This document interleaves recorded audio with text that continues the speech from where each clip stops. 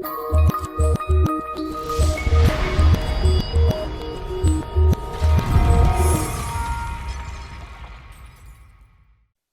evening, ladies and germs. Welcome to yet another episode of So to Speak. I'm Evan Mead, and guest I'm host. not Lyle Groniger.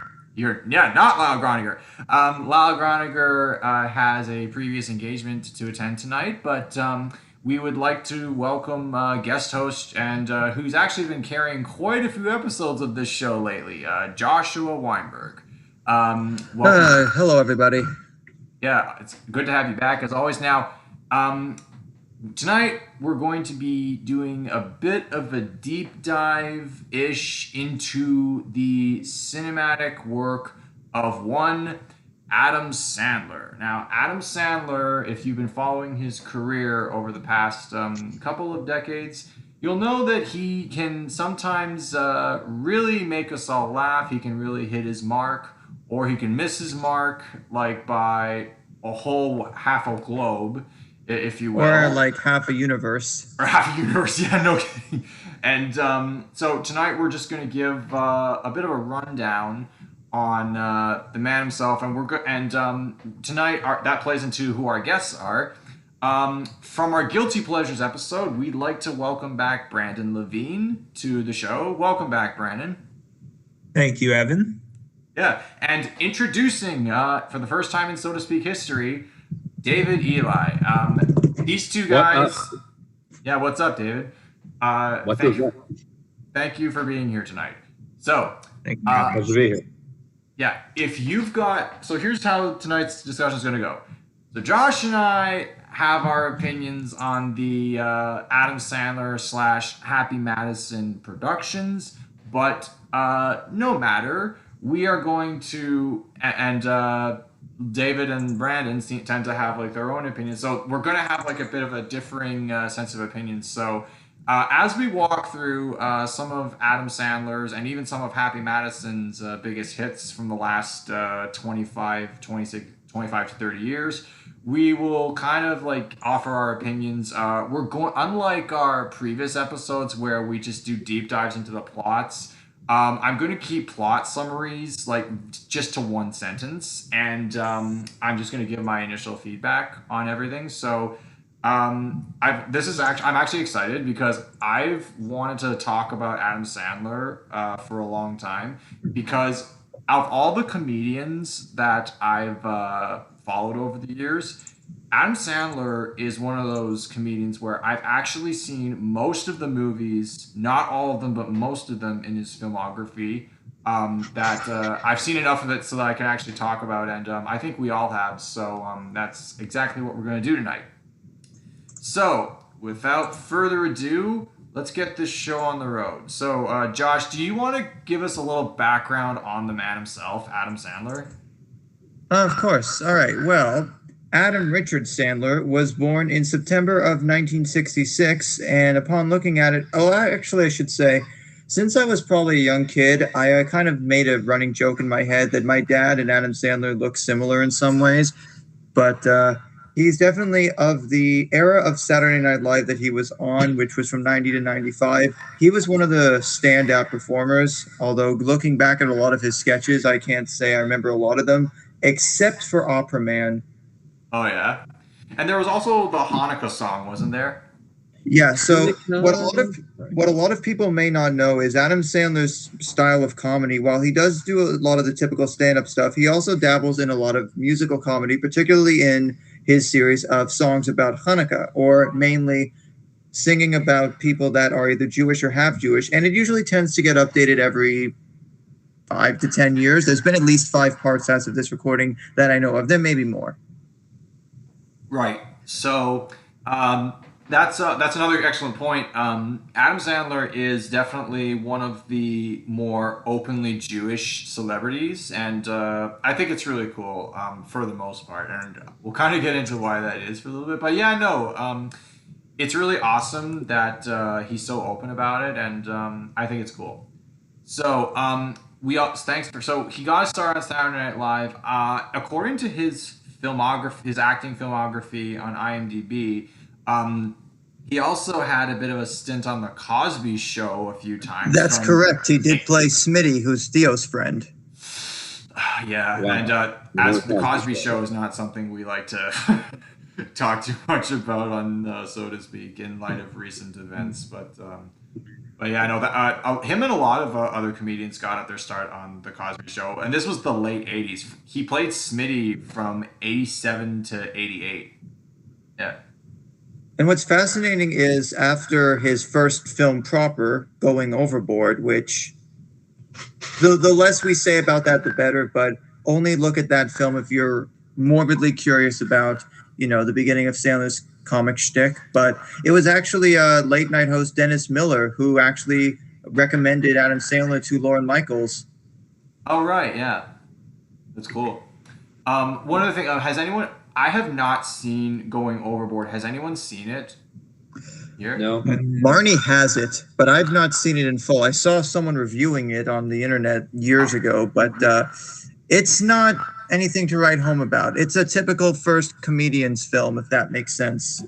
Yeah, no, I could that kind of makes sense. What's the plot? Just summed up really quickly. Let me see if I can speed through here.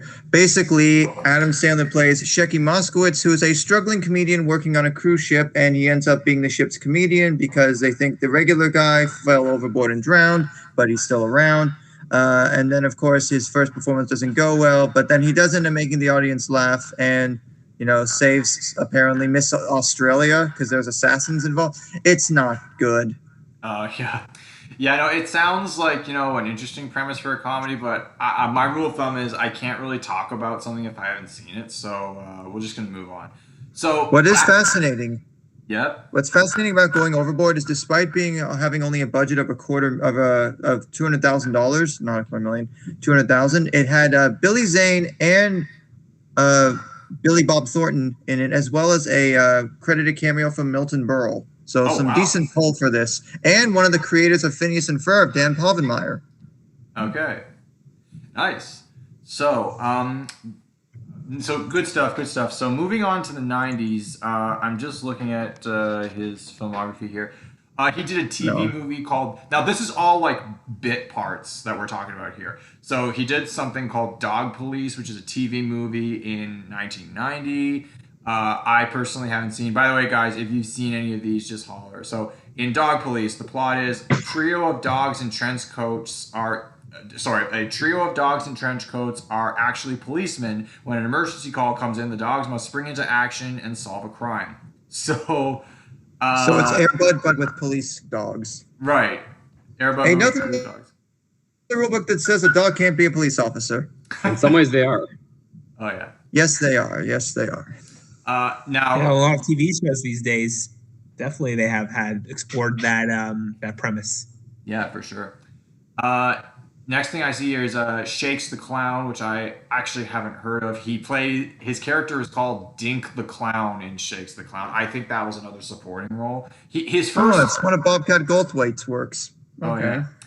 And then next up, this is where like his work gets more renowned, but he still wasn't quite a leading man yet. In 1993, he was in Coneheads, and underrated film. Oh, Josh, that was that Alien movie, right? Yeah, there's a tangential thing. It's one of the first SNL sketch gets turned into a feature length movie where sometimes the results are good and other times they're not so good. This is one of the good ones, though. Yeah, Coneheads is still on my list of things to see. So, I think you should definitely check that out. What specifically works about Coneheads? Just real quickly here. I think it's the fact that the people involved really know their stuff. I mean, you have Dan Aykroyd and Jane Curtin, both of whom were SNL alum by this point, and they work really well together. And just the premise is basically, aliens have to blend in with stuff on Earth, and it's just a really fun ride, and it was one of the first examples of, despite people being from Saturday Night Live, it doesn't totally feel like a 90-minute sketch like some SNL movies would later become. Yeah. Okay, so that's cool. So in 1994, he had two supporting roles in movies called Airheads and Mixed Nuts. Now, Both of which are fantastic films. I tried I tried to find a copy of Airheads, but I was only able to watch the first 5 minutes of it today. But it looks really, and I've also seen like the last little bit of it because Lyle did rent it some time ago. He watched it at a time when I wasn't. Oh, he home. should be on this. He would love the music choices in this one. Oh yeah, no, like it looks really fun. Like Brendan Fraser looks really funny. Steve Buscemi looks amazing, and this is when basically the plot is Adam Sandler, Brendan Fraser, and Steve Buscemi are members of a rock band trio, and they basically are trying to get a record deal. That's and it's all kinds of like rock and roll hijinks. It's really fun. Yeah, I still need to watch it, and then. It's worth mentioning that we said that he got his start on Saturday Night Live, which is a big reason why, which actually kind of plays into how he got to be a leading man in movies. So his stint on Saturday Night Live was for 5 years, from 1990 to 1995, and playing various parts. And now this is where we actually get into the real meat of roles that would define who Adam Sandler is. 1995, the world was introduced to Billy Madison. I'm going to be completely honest. I did not see Billy Madison until last year, like when I was in Believe it or not, I've never actually seen Billy Madison. You haven't? I think you should fix that. Yeah, no, you got to rectify that, because Brandon, you've seen Billy Madison, right? No, I haven't actually. Oh, wow. Okay, so we're going to... Oh, boy. So I guess Josh and I are going to kind of take you guys to school on it. And how appropriate of a fun. I see what he did there. But I have seen the next breakout role that we're about to go to after that. So oh yeah, we'll get to that one. Okay, so with Billy Madison, the plot is Adam Sandler is the degenerate son of a big rich guy, and it turns out that he has no life. He just sits around being a goofball. He's essentially a man-child living in his rich daddy's mansion, and he's given a certain set of circumstances. He's told that he has to go. It's revealed that he never really passed elementary school, and someone chirps him for saying that he probably couldn't pass.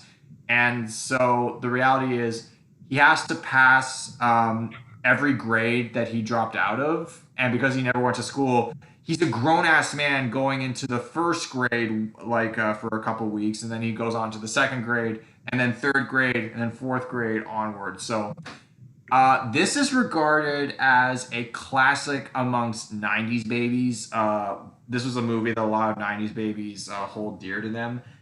It's funny. It's got its really funny moments. Classic is a little much. Yeah, the premise is a little bonkers for me. Like I'm not a big fan of like man-children concepts. There are a few of them that are done right, but for the most part, I am not a big fan of man-children movies. So, but there are some good my favorite moment probably in all of Billy Madison is the end where he is in that trivia contest and he gives the big speech, and then they get his rival, the guy trying to make sure that he has no future, basically just gives this big speech about how, like, you know, that was the worst thing you have ever said, and everyone in this room is dumber. I award you no points, and may God have mercy. And may God have mercy on your soul. Yeah, that became a meme, by the way.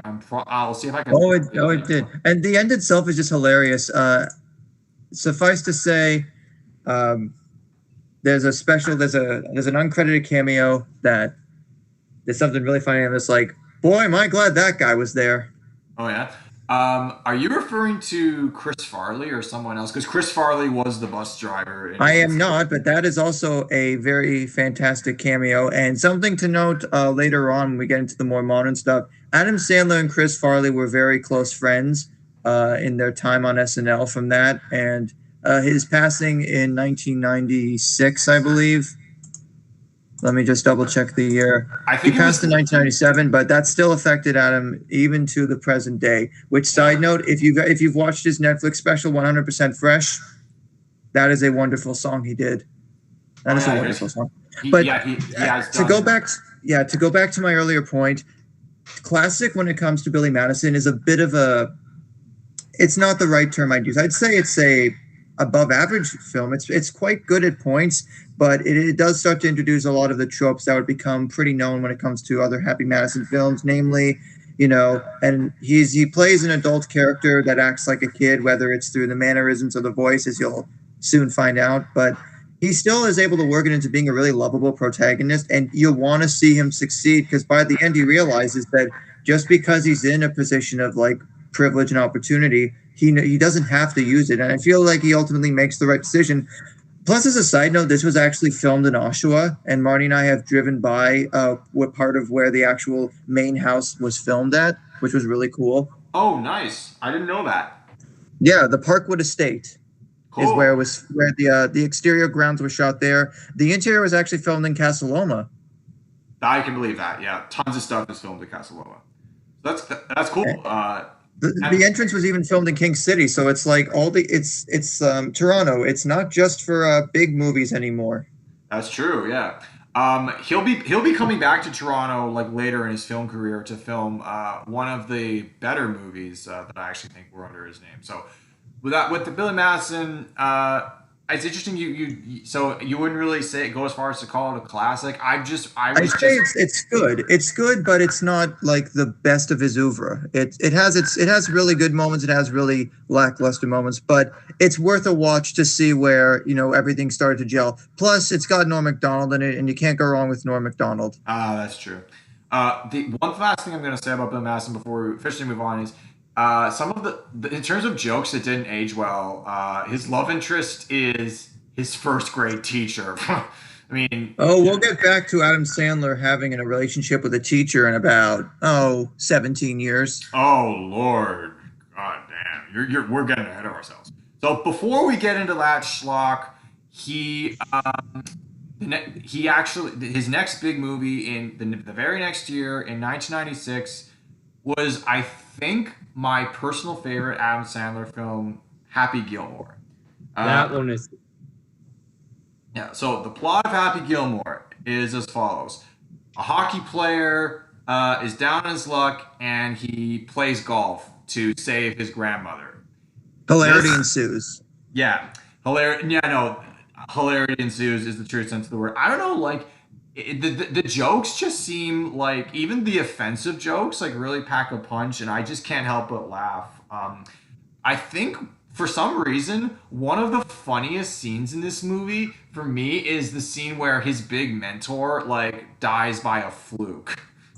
That does usually happen in comedy movies where, like, the old man dies by a fluke, like, unexpectedly and so weird, like, It's happened in Old School, it happened in Dodgeball, and it happened in this one too.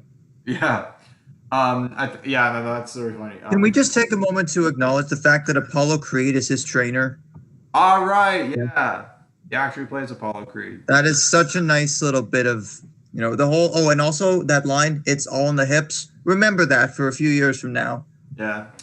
Another funny story, I heard the line, my friend, so I had a friend who I grew up with who, I guess he knew that I have never seen Happy Gilmore because he used to go around whenever we were playing games and he would, score points on me. He would say, "Yeah, I eat pieces of shit like you for breakfast." Had I seen the movie, I would have rebutted, "You eat pieces of shit for breakfast?" That's like one of the biggest lines in the whole movie. Also, the scene where he goes ballistic, and I just mean ape shit nuts on Bob Barker, is a really funny scene. Oh man, that was fun. Oh, they also did like a reshoot of that like many years later, where they did this like thing at some award show or something, like when it's like Adam Sandler's at the hospital visiting Bob, and he's wearing his Boston Bruins jersey, and they do like a fight. Did you guys see that? I have not, but I feel like I might have seen a glimpse of it. I'll send you guys a link later. Okay, that's cool. Yeah, no, that sounds really funny. Brandon, what are your thoughts? You've seen Happy Gilmore, right? I have, actually. Oh yeah. Any thoughts on it? Yeah. Anything jump out at you? I remember some scenes from it, but I don't necessarily remember everything from it. I remember his relationship with Chubbs. I remember definitely the funny moments, such as the scene with Bob Barker. Oh Certainly. yeah, yeah. No, the Bob Barker scene kind of stands out. So Can't be lost to fight to an old man. Like, yeah.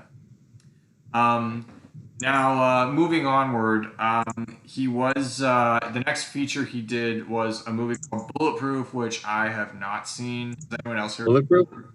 Bulletproof, yeah, from 1996. So, by the way, something to point out: from 1995 on, this guy would be doing like 2 theatrical movies a year. So, like, get used to going to see him at the theater twice a year for the next couple of decades. Seriously. I have not seen Bulletproof. I don't know much about it. According to the plot, 2 criminals, Keats and Moses, end their friendship. When Keats turns out to be an undercover cop many years later, the 2 are forced to work together when Keats is assigned to protect Moses as a witness. So yeah, I haven't seen it. Unfortunately, shit does not get real, like in Bad Boys 2. Oh, okay. Good to know. Let me put it to you this way. It has an 8% on Rotten Tomatoes for a good reason. Oh, okay. So this was like what Bad Boys 2? What Bad Boys 2? No, Bulletproof. Oh. So I guess this is where, like, while I find that weird that in the same year he goes from like a hit, but it is worth mentioning that at the time, correct me if I'm wrong, Josh, but at the time of its release, Happy Gilmore like wasn't a hit with it got like average critical reviews, but it wasn't like this monster hit. But today it's kind of gone down as like one of the better works of Adam Sandler. Yeah, I mean, if you look and on a site like Rotten Tomatoes, Happy Gilmore only has an approval rating of 61%, an average rating below 6. Right. But yeah, clearly it's got its fans for good reason. Whereas, as we go on, you notice that eventually he does the style of films he likes to do because he likes to do it, and I think he sort of accepted whatever role or whatever position he's going to be put in by the majority of the fan base, whichever it is. Yeah. And if anything, the approval rating's still higher than most of the movies that come up later on. Yeah. Yeah, we'll see how subjective that really is soon enough. Okay. So 1997, I guess, was a year off for him because he did 2 movies in 1998. The first one being The Wedding Singer, and this was that was actually the very first Adam Sandler movie I ever saw. Oh yeah, well, because I, your host, have yet to see The Wedding Singer. I'm probably going to rectify this ASAP, but no, watch it immediately. I'd say this is my favorite Sandler film. Fun fact. Apparently, that movie, because it takes place in the 80s, that movie is actually in the same universe as the Goldbergs, because there was an episode of the Goldbergs where they crossed over with the Wedding Singer movie. That's correct. Well, John Lovitz replayed the same character in this film as he does in the Goldbergs, and through the use of archival footage, they have Adam Sandler, Drew Barrymore, and of course the special guest, Mr. Billy Idol. Billy Idol, yeah. Nice. No way. Why? It's a nice day for white wedding. That's cool. This film has one of my favorite lines when I get left out of loop. Once again, information that would have been useful to me yesterday. I love when the kid comes in and goes, "Hey, Linda, you're a bitch." Okay. Kids say the darndest swears. You had to see that movie because that scene will kill you. Like the little boy just comes in and goes, "Hey, Linda, you're a bitch." Okay, I in terms of the character Adam Sandler plays is perhaps one of the most relatable outside of his like more serious turns, because he's just an average wedding singer that hopes to get married one day, and then he gets his heart broken and he becomes so cynical and depressed that it obviously takes a toll on his work performance until he meets Julia, and he finds the love that he thought he'd never find again. And he realizes the only reason Glenn is with her is for money and nothing else. So, this is a kind of sensible protagonist. I don't get that. I thought Glenn was the one with the money.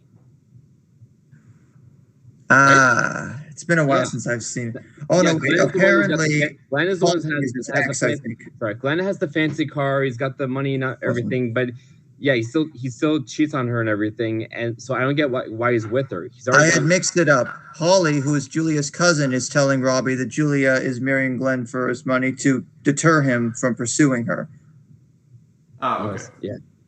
Yeah, and the fact, also like Julia helping him like was a good part of it. But also, I like to think that a small part of it was also taking a break from weddings and doing bar mitzvahs.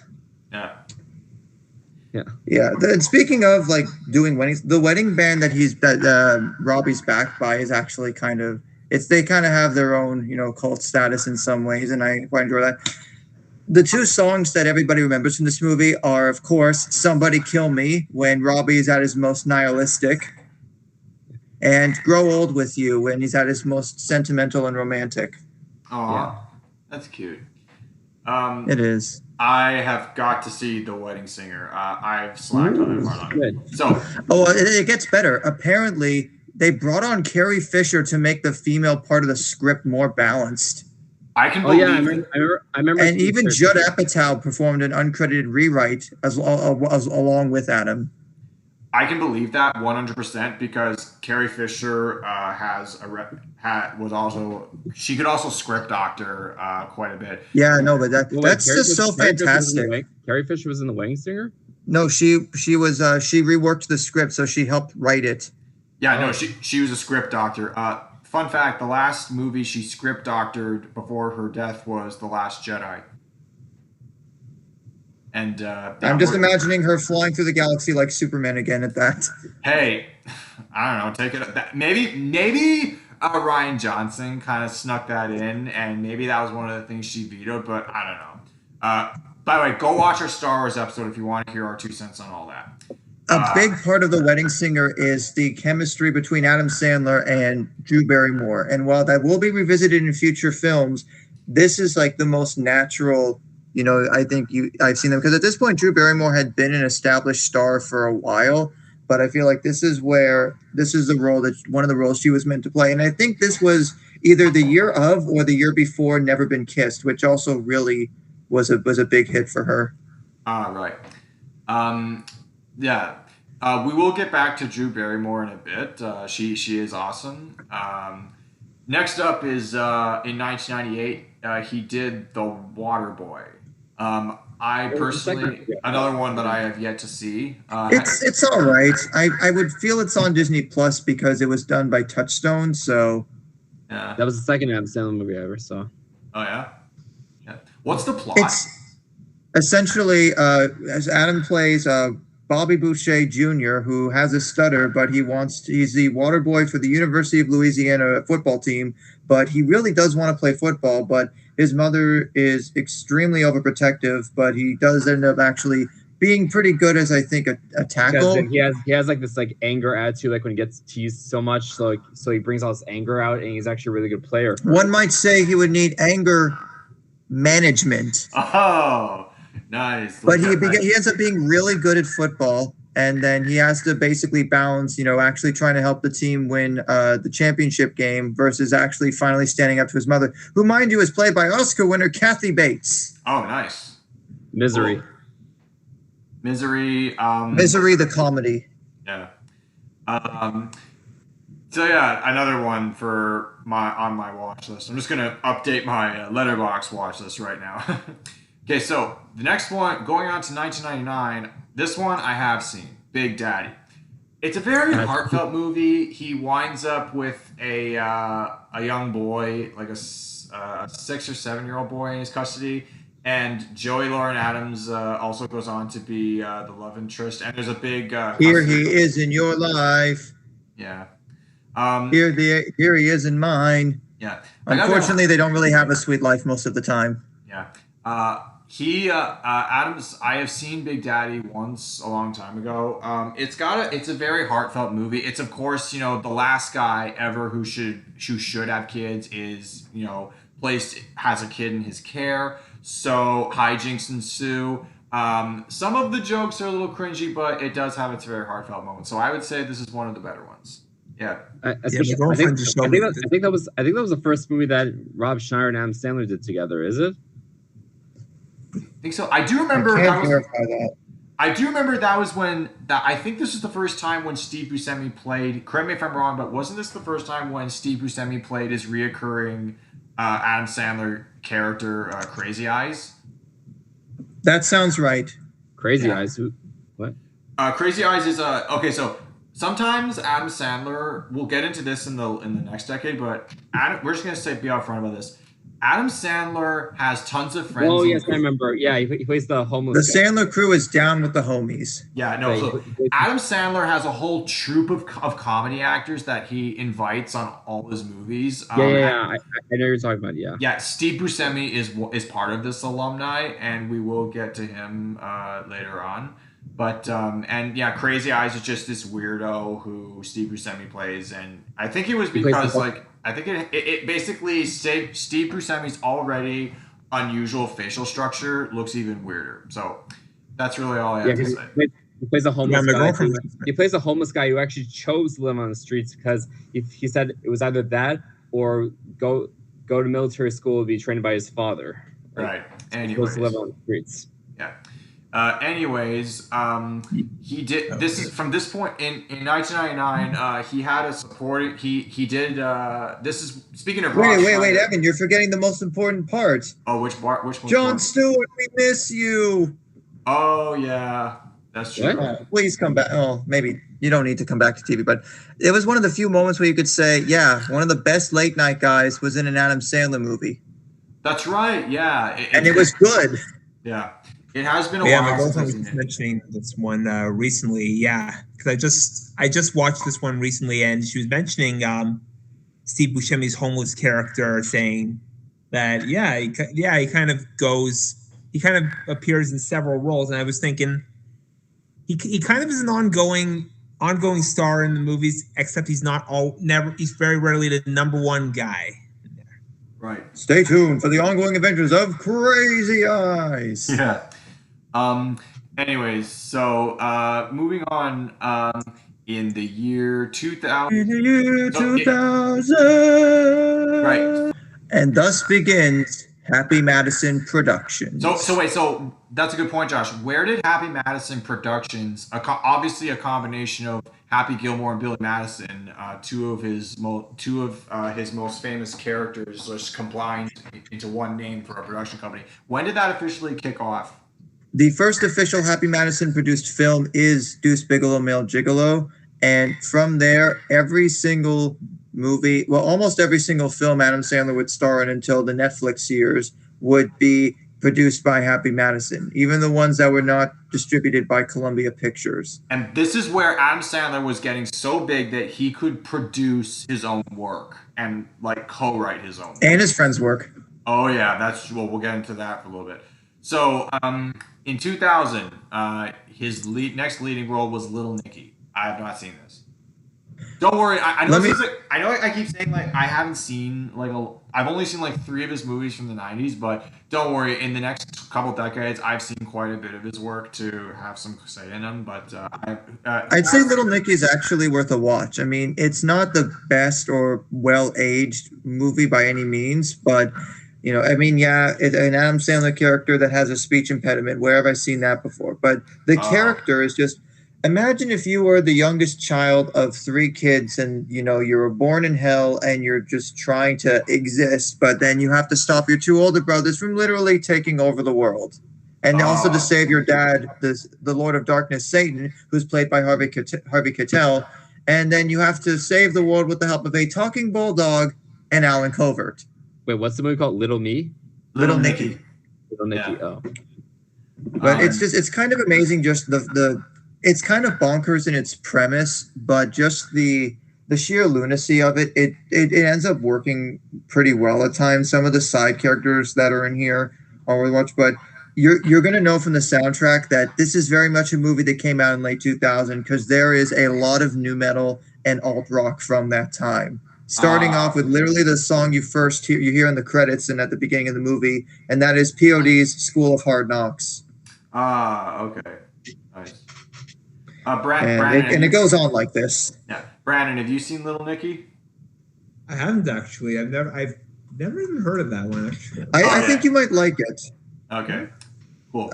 Plus, we have Academy Award winner for Best Supporting Actress, Patricia Arquette. Oh, nice, cool. So yeah, that's that's cool. The next thing he did in the year 2001 was a movie called The Animal, in which he plays a guy named Townie. Again, another one I haven't seen. Let me put it to you this way: you don't need to go after The Animal because it was in that weird phase where the first season of Survivor had just ended, and everyone loved Colleen, so it was like, quick, cast her in a movie. Yeah. Doesn't matter the quality of the movie, just put her in a movie, quick. Oh shit! This was another Colleen again. Yeah, this was Brandon, being the resident Survivor fan, well, me and him know all too well about the post season 1 hype. Oh yeah. Well, The Animal actually was a Rob Schneider led movie, so because at least he's the lead. I guess Adam Sandler was kind of like helping his friend out with this movie. But then 2001 was kind of a slow year. He didn't have. And then we get to 2002, and everything changes. Yes, the first time Adam Sandler is proven to carry a dramatic role is Paul Thomas Anderson's Punch Drunk Love. What a great film. Yeah. Who wants to recount the plot of this? Because once again, it's one of those like movies that people like their jaws drop when I haven't seen it, but I've been told to watch it for many years. I think you'd really like it. So Adam Sandler plays this guy named Barry who has a lot of social anxiety, and he's been pretty lonely. But then he has an outburst one day, and essentially as a result, he calls a phone sex line to cope with his impending loneliness, but then he ends up with a bunch of people trying to extort him, and they're after him. But then he meets this woman, and they have a relationship. Meanwhile, he's trying to amass 1 million air miles or frequent flyer miles by buying a lot of pudding. And yes, that is actually part of the thing. Oh, okay. It kind of that plot kind of reminds me of Jason Reitman's Up in the Air that stars George Clooney, because he had a similar. I can see that. Yeah, this is basically, instead of up in the air, it's down on the ground. Sure. Yeah. So it's a really nice relationship they have. In fact, he and Emily Watson play off each other really well. And the fact that essentially the main villain is Philip Seymour Hoffman, rest in peace, is a really interesting payoff. Right. Well, I think it's worth giving a chance. It's the first serious Sandler role, not the last, but it definitely shows that he can actually have some levity to his acting ability when he wants to. Okay. So now for the next little bit, we're getting into movies that I have seen. So the mid-2000s were I really started to get familiar with Adam Sandler. Hey kids, have you ever seen a Frank Capra film before? Well, you're about to. Kind of. Yeah, right. In remake form. Yeah, his he went back to comedy also in 2002 with Mr. Deeds, which is indeed a remake. The plot is a big billionaire, a New York billionaire, dies climbing a mountain, and his only living heir lives in a tiny town in New Hampshire called Mandrake Falls. It's this nice little country town that no one's ever heard of. But Longfellow Deeds is Adam Sandler just runs the pizzeria there, and he's the small towner, and then he is called off to the big city to inherit this fortune. But he's the most laid back guy ever, and he's the nicest guy ever. This is another thing. Up till this point, Adam Sandler plays kind of unstable, jerky characters. I think this is the first time where he actually plays a really sweet soul, and it's nice to watch. And of course, because the media is obsessed with, portraying New York's elite in a negative light, he is stalked by this reporter played by Winona Ryder, who tries to, is genuinely out. She pretends to be someone she's not so she can get dirt on him. But eventually she falls in love with him. So that's actually one of the better parts of the story. Yeah. But it does get to a really sad point where you just watch the media go after this guy, and it's a really poignant examination of our culture too. I remember parts of that movie. The one part I actually always remember is the scene with the butler played by John, what's his name? John John Turturro. Turturro. John Turturro. Yeah. So the Oh, scene, yes, where before he Transformers shows tanked his, his career. where he shows his like basically dead foot. How he Oh, yes, that part. can't. What happened to his foot? Like, what was that? Like, Essentially, it was a severe case of frostbite to the point where that foot feels no pain. right? Yeah. No. I feel no pain. Yeah. And Yes, then- yes, Coleridge Tapestry. Yeah. We can get to that. Oh, We'll definitely get to that. We'll definitely get to that one later. yeah. I liked. That's basically. Yeah, sorry. That's basically the only scene I remember with the frostbite and that he keeps whacking the foot, and yeah, it's really all I remember. Yeah, no, he pretends to because the foot feels no pain. Deeds keeps telling him to just whack the shit out of it, and he does. And press enjoy it. And it's really funny. And there's a really funny fake out that we'll get into. I forgot. He did something else. Okay, in 2002, he did 3 movies. He did Punch Drunk Love, Mr. Deeds, and the third one was his first stab at a holiday film. Oh God! Eight Crazy Nights. 8 Crazy Nights. I'm going to be completely honest. Yeah, I know Josh and I are already cringing because with you gentlemen being Jewish and I being half Jewish, I just have to say, I am appalled that 8 Crazy Nights is the most renowned Hanukkah movie out there. Like, don't get me wrong. No. The true Hanukkah movie is the Rugrats Hanukkah special, and I will not hear otherwise. Okay, no, good, thank you. But they also have dibs on Passover. Yeah, but the Passover one's always a classic. Yeah, but here's the point is, this is not a Hanukkah movie. This is a Hanukkah farce. Oh God, yeah, it is. So the plot is basically Adam Sandler, after playing this lovable soul in Mr. Deeds, he goes back to playing a low-life jerk who can't get his life together. Oh, did I mention this is hand-drawn animation? Like, he scored a deal with an animation company to literally draw all these characters, and this means he can get away with more offensive visual gags, like the lady with 3 boobies and Whitey looking disfigured. And the plot is basically he's this lowlife who needs to get his life together. An old man called Whitey and his sister help him get back on his feet, and he treats these poor old siblings like absolute garbage. It gets very mean-spirited. I will say the only good part about the movie is the end, where they sing Bum Biddy Bum Bum, and it's Bum Biddy. Bum Biddy, yeah. It's a really good song. It's a good song, and it just shows like how this character actually learns something. So, but to get through that movie, you have to sit through like an hour and 20 minutes of literal shit. And like this is where like, you know, the gross out humor is some of the nastiest and raunchiest I've seen in an Adam Sandler movie.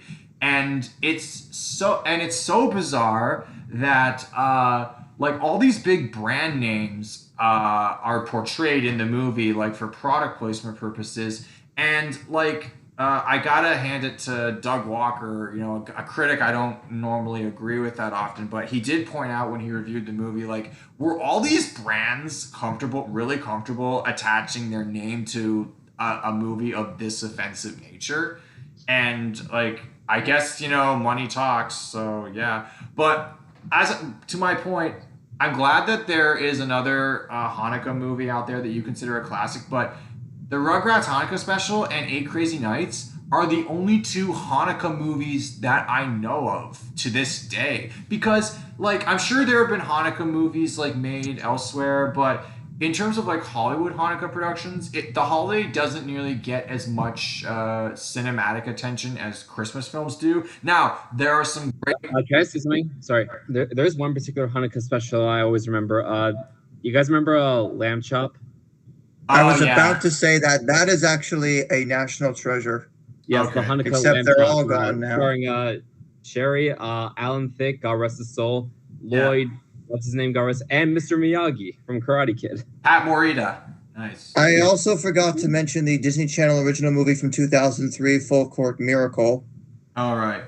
Yeah. Do you ever wonder what would happen if young Tarzan was at a Jewish boarding school and they tried to win the championship? Okay. Unless we forget the badassness of the Hebrew hammer. Right. Anyways, so the point I was trying to make was, Can you tell we want to talk about any other movie other than this? Yeah, no, we need to. Yeah, no, yeah, we really do. We need more good Hanukkah movies, and I'm so annoyed that Eight Crazy Nights seems to be the one Hanukkah movie that is unfortunately the first thing people think of when people think of Hanukkah movies, compared to the other Christmas movies. Because there's horrible, schlocky Christmas movies. I'm looking at you, Christmas with the Cranks.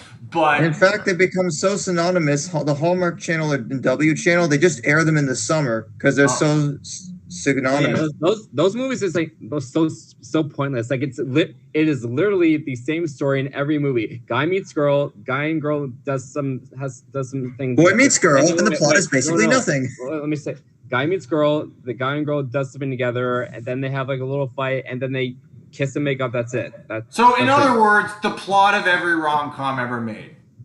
But like this is like exactly the same. Like it's really weird. It's right. On a related note, in terms of voice acting, you know the Sprouse twins were in Eight Crazy Nights too. They were. They voiced the toy soldiers in the "Have Yourself a Cry" song. Oh, okay. And it did give us a newer version of the Hanukkah song over the closing credits for what that's worth. Oh, that's true. Yeah, no, I forgot to mention this movie is also a musical. On top of being a really gross and really offensive romp, it's a musical. And there's only one good song. Like, two good songs if you count the render. I mean, credit to Rob Schneider. I think the only thing he does... Oh, wait, no. He narrates and he plays Mr. Chang. They're like, oh, if you only just narrated it, you would have gotten out of this just fine. Yeah. Oh, speaking of a voice work, it's apparent that when Adam Sandler tries to do voice acting, there's only like 3 voices he can do. It's his old man voice where he's this old whiny man, and the female equivalent of that. But we will, that will come into play in about 10 years when he has to play a woman on film. Oh, and then there's a movie like this where they're all done at the same time. Yeah. Dude, that's dead on. Nice job. Oh, I'm good. Thank you. But yeah, no. Those are like the Adam Sandler can only do like 2 or 3 other voices. He's no Robin Williams when it comes to voice. Oh, and speaking of the animation, I'm looking here, and this was done by 1, 2, 3, 4, 5, 6, 7, 8, 9, 10, 11 different animation studios. How is that possible? Outsourcing. Oh God, yeah. Can we? Yeah, it's also hilarious. Look, the point is, I know we aren't talking about Channel Awesome related stuff that much anymore, but like the fact that the episode Doug did on 8 Crazy Nights, I think in 2016 or 17, like that gives you more information about. Yeah. Honestly, just go watch other people's reviews of it. We've seen it. We don't like it. It's bad. Fuck this movie. 8 Crazy Nights is not worth one average night. It is not. No, you will waste one night watching 8 Crazy Nights. Fuck this movie for being the worst representation of Hanukkah movies. Promote those other Hanukkah movies you mentioned, like the Rugrats Hanukkah special. Yeah, no, make that the most renowned Hanukkah movie. Moving on to 2003. Oh, this is one it wasn't as good as I thought it was going to be, but case in point, Anger Management. Plot is he said it. Adam Sandler plays Adam Sandler. That's another thing. Adam Sandler is one of those comedians where he's essentially playing the same guy in most of the movies he's in. There are exceptions, like with Punch Drunk Love, and with stuff like Reign Over Me, which we'll get into later. But yeah, so Anger Management. Adam Sandler plays himself, where he's basically on a plane for a business trip, and over a dispute involving headphones, he gets into shit with the air marshal, and when he gets on the ground, he is court ordered to undergo anger management therapy, and his coach is a crazy guy played by Jack Nicholson. Jack Nicholson makes this movie for me. I think the plot is kind of lame, like, because full spoiler alert, the plot of this movie essentially amounts to it was all the whole conflict of the movie where him getting mad on the plane. It was all a setup to get him to lighten up a little in life. Like I thought that was such a bad cop out, but how it got there has its funny moments, like with Jack Nicholson being his court ordered coach. There's the funniest part of the movie is where they are kind of chained at the hip, where they have to live together and they have to go everywhere together. The funniest scene, the two funniest scenes in the movie are when Adam Sandler makes Jack Nicholson breakfast, and then Jack Nicholson asks for eggs over easy, and then he chucks the plate at the wall unsatisfied, screaming, "I said over easy!" And then he just reverts back to... I think Jack was trying to get a little bit of a Kubrick dig in there. Yeah, and it's like, now why did I do that? And so he just goes from horribly angry to calm in a matter of seconds, and that was funny to watch. This is The Shining in reverse. Yeah, no, I really think so. And then the other funny part was when Adam is losing his temper at traffic on the bridge into Manhattan for work. Jack Nicholson yanks the car keys and just says, "We're gonna sing West Side Story," and then basically the traffic's gonna get it tonight. Yeah, and then there's one scene where he's just like where they get yelled at by angry drivers who are getting or are delayed because of him, and then Jack Nicholson just breaks character as this nice, serene, peaceful coach to like yelling, "Shut your pie hole! We're working here!" So, like, the way I'm kind of praising this, it kind of feels like I love this movie, but like I said before, I actually don't think this movie was quite as good as I thought it was going to be, but it still had its funny moments. Jack Nicholson carried the movie. But if anything, the most redeeming thing, if we think about it, it's like Jack Nicholson playing that part was just the perfect actor to have as that co-star in that. Yeah. And Adam Sandler, like, big talent. Adam Sandler as an actor / producer, big actors are like a phone call away from him at this point in his career. So we'll see where that goes. Even look at anger management. Marissa Tomei is in this. You've got Woody Harrelson. You have an uncredited John C. Reilly. You have various cameos from like celebrities that are known for having anger issues. John McEnroe. I guess you could say Roger Clemens, Bob Knight. Right. And of course, the final role of one Carmen Sandiego Warden, the Warriors Queen, Miss Lynn Thigpen. Rest in peace. Right, yes. As she was the judge. Oh, that's right, of course. Yeah. Yeah, kudos to all of them. Yeah, no, the cast in this movie is outstanding. I will give it. I should really watch this in full. I can't remember if I've seen it before, but it looks like it's not terrible. I would say it's not a great example of Adam Sandler's work, but it's not his work. It's not his best, but it's far from his worst. I had some fun with it. Bit of a lame story, but other than that. Hey, is anyone getting any sort of deja vu? I feel like I'm going to grab a ukulele over here and start tuning it as we go to the next year. Oh, yeah. So in 2004, he's in Hawaii with Drew Barrymore again. 51st Dates. I've seen that movie. I've seen that movie so many times. Like many years ago during the summertime, I watched that movie so many times at the cottage. Yeah. The plot of this movie is really sweet. It's actually it's both heartfelt and hilarious. So I would say this is one of his better ones.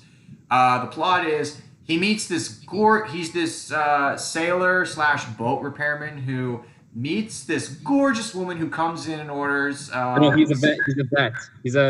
He's a vet who studies sea animals. Oh, right, that he's a vet. I just remember he's constantly fixing Rob Schneider's boat. So I kind of it's his boat because he's planning to go out and sea for a whole year to study walruses. Ah, yes, that's right. Yeah. Now it's coming back to me. I've seen the movie many times. I know the whole plot. I've only seen this movie twice. So the bare basis of it is he's a vet who meets this gorgeous woman. Fortunately, he scores date number 2 instantly. Unfortunately, she doesn't remember him. She doesn't remember him at all the next day, and the reason for that is she was in a terrible accident that caused her to have a short-term memory disability where every time she goes to bed, she's essentially reliving. It's kind of like Groundhog Day, except for her, it's a mental disorder and not an actual like mythical phenomenon. She is essentially reliving the same day over and over again, and she doesn't know it. So you think that naturally at first it's really funny because Adam Sandler essentially, just like in Groundhog Day, Adam Sandler essentially abuses the shit out of the fact that she can't remember him and pretends to be someone new every single day. And then when her dad and brother, played by Sean Astin, catch on to this crap. Samwise Gamgee. Yes, Samwise Gamgee indeed. This came out the same year that Return of the King came out, and I find that hilarious because his character in this movie is the polar opposite of Samwise the Brave. So 51st Fellowships. Yeah, he's some like tough guy with a steroid problem. Yeah, no. But yeah. Oh god, it's the dark ending. Yeah. So essentially, once they get past the hilarity, they actually have to figure out, okay, I really love this girl, but I want her to love me back. So how can we make this work? It is very heartfelt. They explore how they make it work with her having this disability that she's probably never going to get over or will get over very slowly. They figure out a way to make it work, and how it gets there is very heartfelt to watch. So I would say one of the better Happy Madison / Adam Sandler productions. The next movie he did in... Hey, you're forgetting about that wonderful soundtrack where 311 covered The Cure. All right, yeah. Yeah, Josh is going to be like our resident soundtrack The choices of covers are kind of odd because, well, for first thing, they have two Cure covers, one by 311, the other by the frontman of Alien Ant Farm, Dryden Mitchell. Oh, yeah. To mixed results. There's some interesting choices, but I mean, I can understand it because the gimmick is Sandler's character sings to her to like help her sort of remember. Yeah, that's true. And I remember the one song that eventually she's also a painter, and there's one scene where it occurs to him that she remembers him because she one day out of sequence, like she sings "Wouldn't It Be Nice" by the Beach Boys, and that's the big song that it's like, oh, she remembers me. How nice the Beach Boys? How nice that man to give me a CD that reminds me of all the beautiful times I shared with his daughter. Yeah. What an asshole! Beach Boys cures all. Yes. Anyways, so sure. By the way, I made a little error. I thought this movie came out in 2003. No, Return of the King came out in 2003. So this came out right after Return of the King. Like in the this is the alternate dark ending of The Lord of the Rings, where Samwise comes back with so much PTSD he relocates to Hawaii. Yeah. I didn't know there was gonna be a urine test, Mr. Frodo. Yeah, that's funny. The next movie he did in 2004 was Spanglish. Actually, a really nice film. I haven't seen this. Despite it being a bomb. Oh. So would you say it's the gist of it is he's the dad of this family where there's a woman who is applying to, well, it starts with this woman, Christina, who applies to Princeton. And so she then has to apply. She tells the story of when her mother basically illegally emigrated to America and became a nanny for a family, where Adam Sandler is the father. Oh, okay. It's nice. It has its moments. Nice. I'll have to check it out. Any other of you have seen Spanglish, Brandon or David? I have not. No. Okay. Moving on. 2005, The Longest Yard. This was I actually, thanks to Brandon, I actually saw this for the first time last year in its entirety. Plot is he's a football player who gets sent to jail for DUI, and in jail he essentially has to work the prison football team into shape. And apparently this, just like Mr. Deeds, The Longest Yard was also a remake. Yes, and of course you can't have a remake of a Burt Reynolds film from '74 without getting the man for the remake. And that's exactly what they did. Now, the interesting thing about the remake is the fact that on the poster, you see Chris Rock right behind him, and his character gets killed off, I think, like, near the end of the movie. Oh right, yeah. No, I've only seen this once. I do remember that though. And then we have cameos from such people as Nelly, Terry Crews, and Mr. Bill Goldberg. Oh yeah, I do remember. And I remember. also Oh my Tracy goodness. Morgan. Yeah. But it's interesting. It's like they have some good charisma. I mean, of course, Goldberg is Goldberg, so he's going to be good in anything. But I hadn't heard of the remake before the first film. I've not seen the original The Longest Yard, so I should definitely check that out. But I feel like this is sort of a vibe that fits Sandler. I mean, this was also co-produced by MTV Films, so being something MTV affiliated in the mid 2000s, Oh, take of that what you will. Yeah.